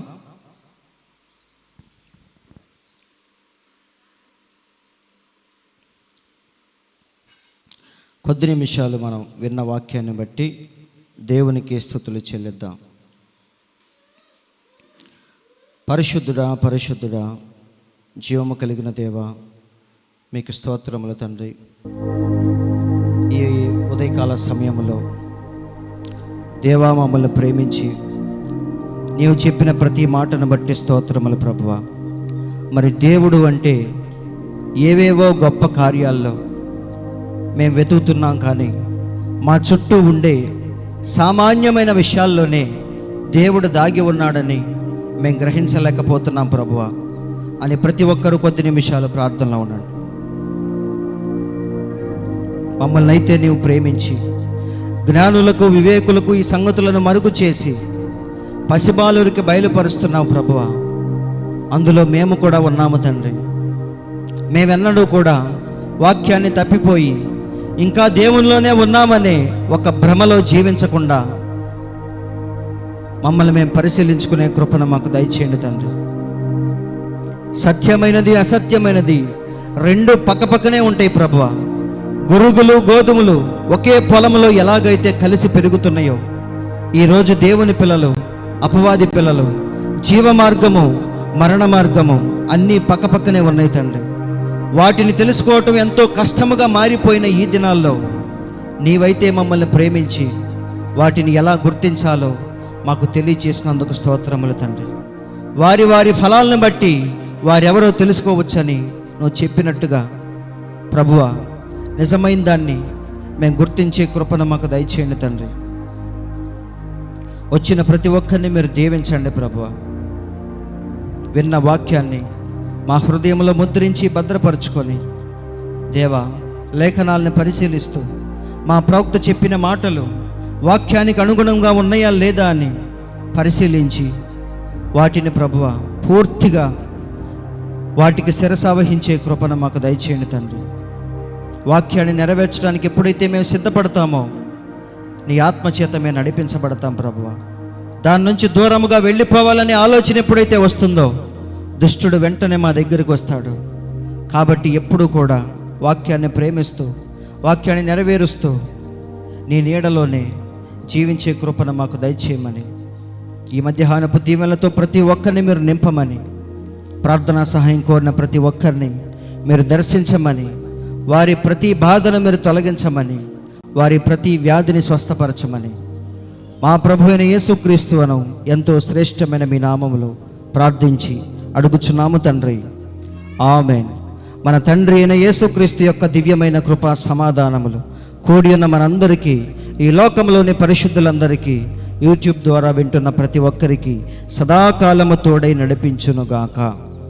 ఆమేన్. మంచిది. దేవుడు మీ అందరిని దీవించునుగాక. మరి మనకి ప్రభురాత్రి భోజనం ఎప్పుడు?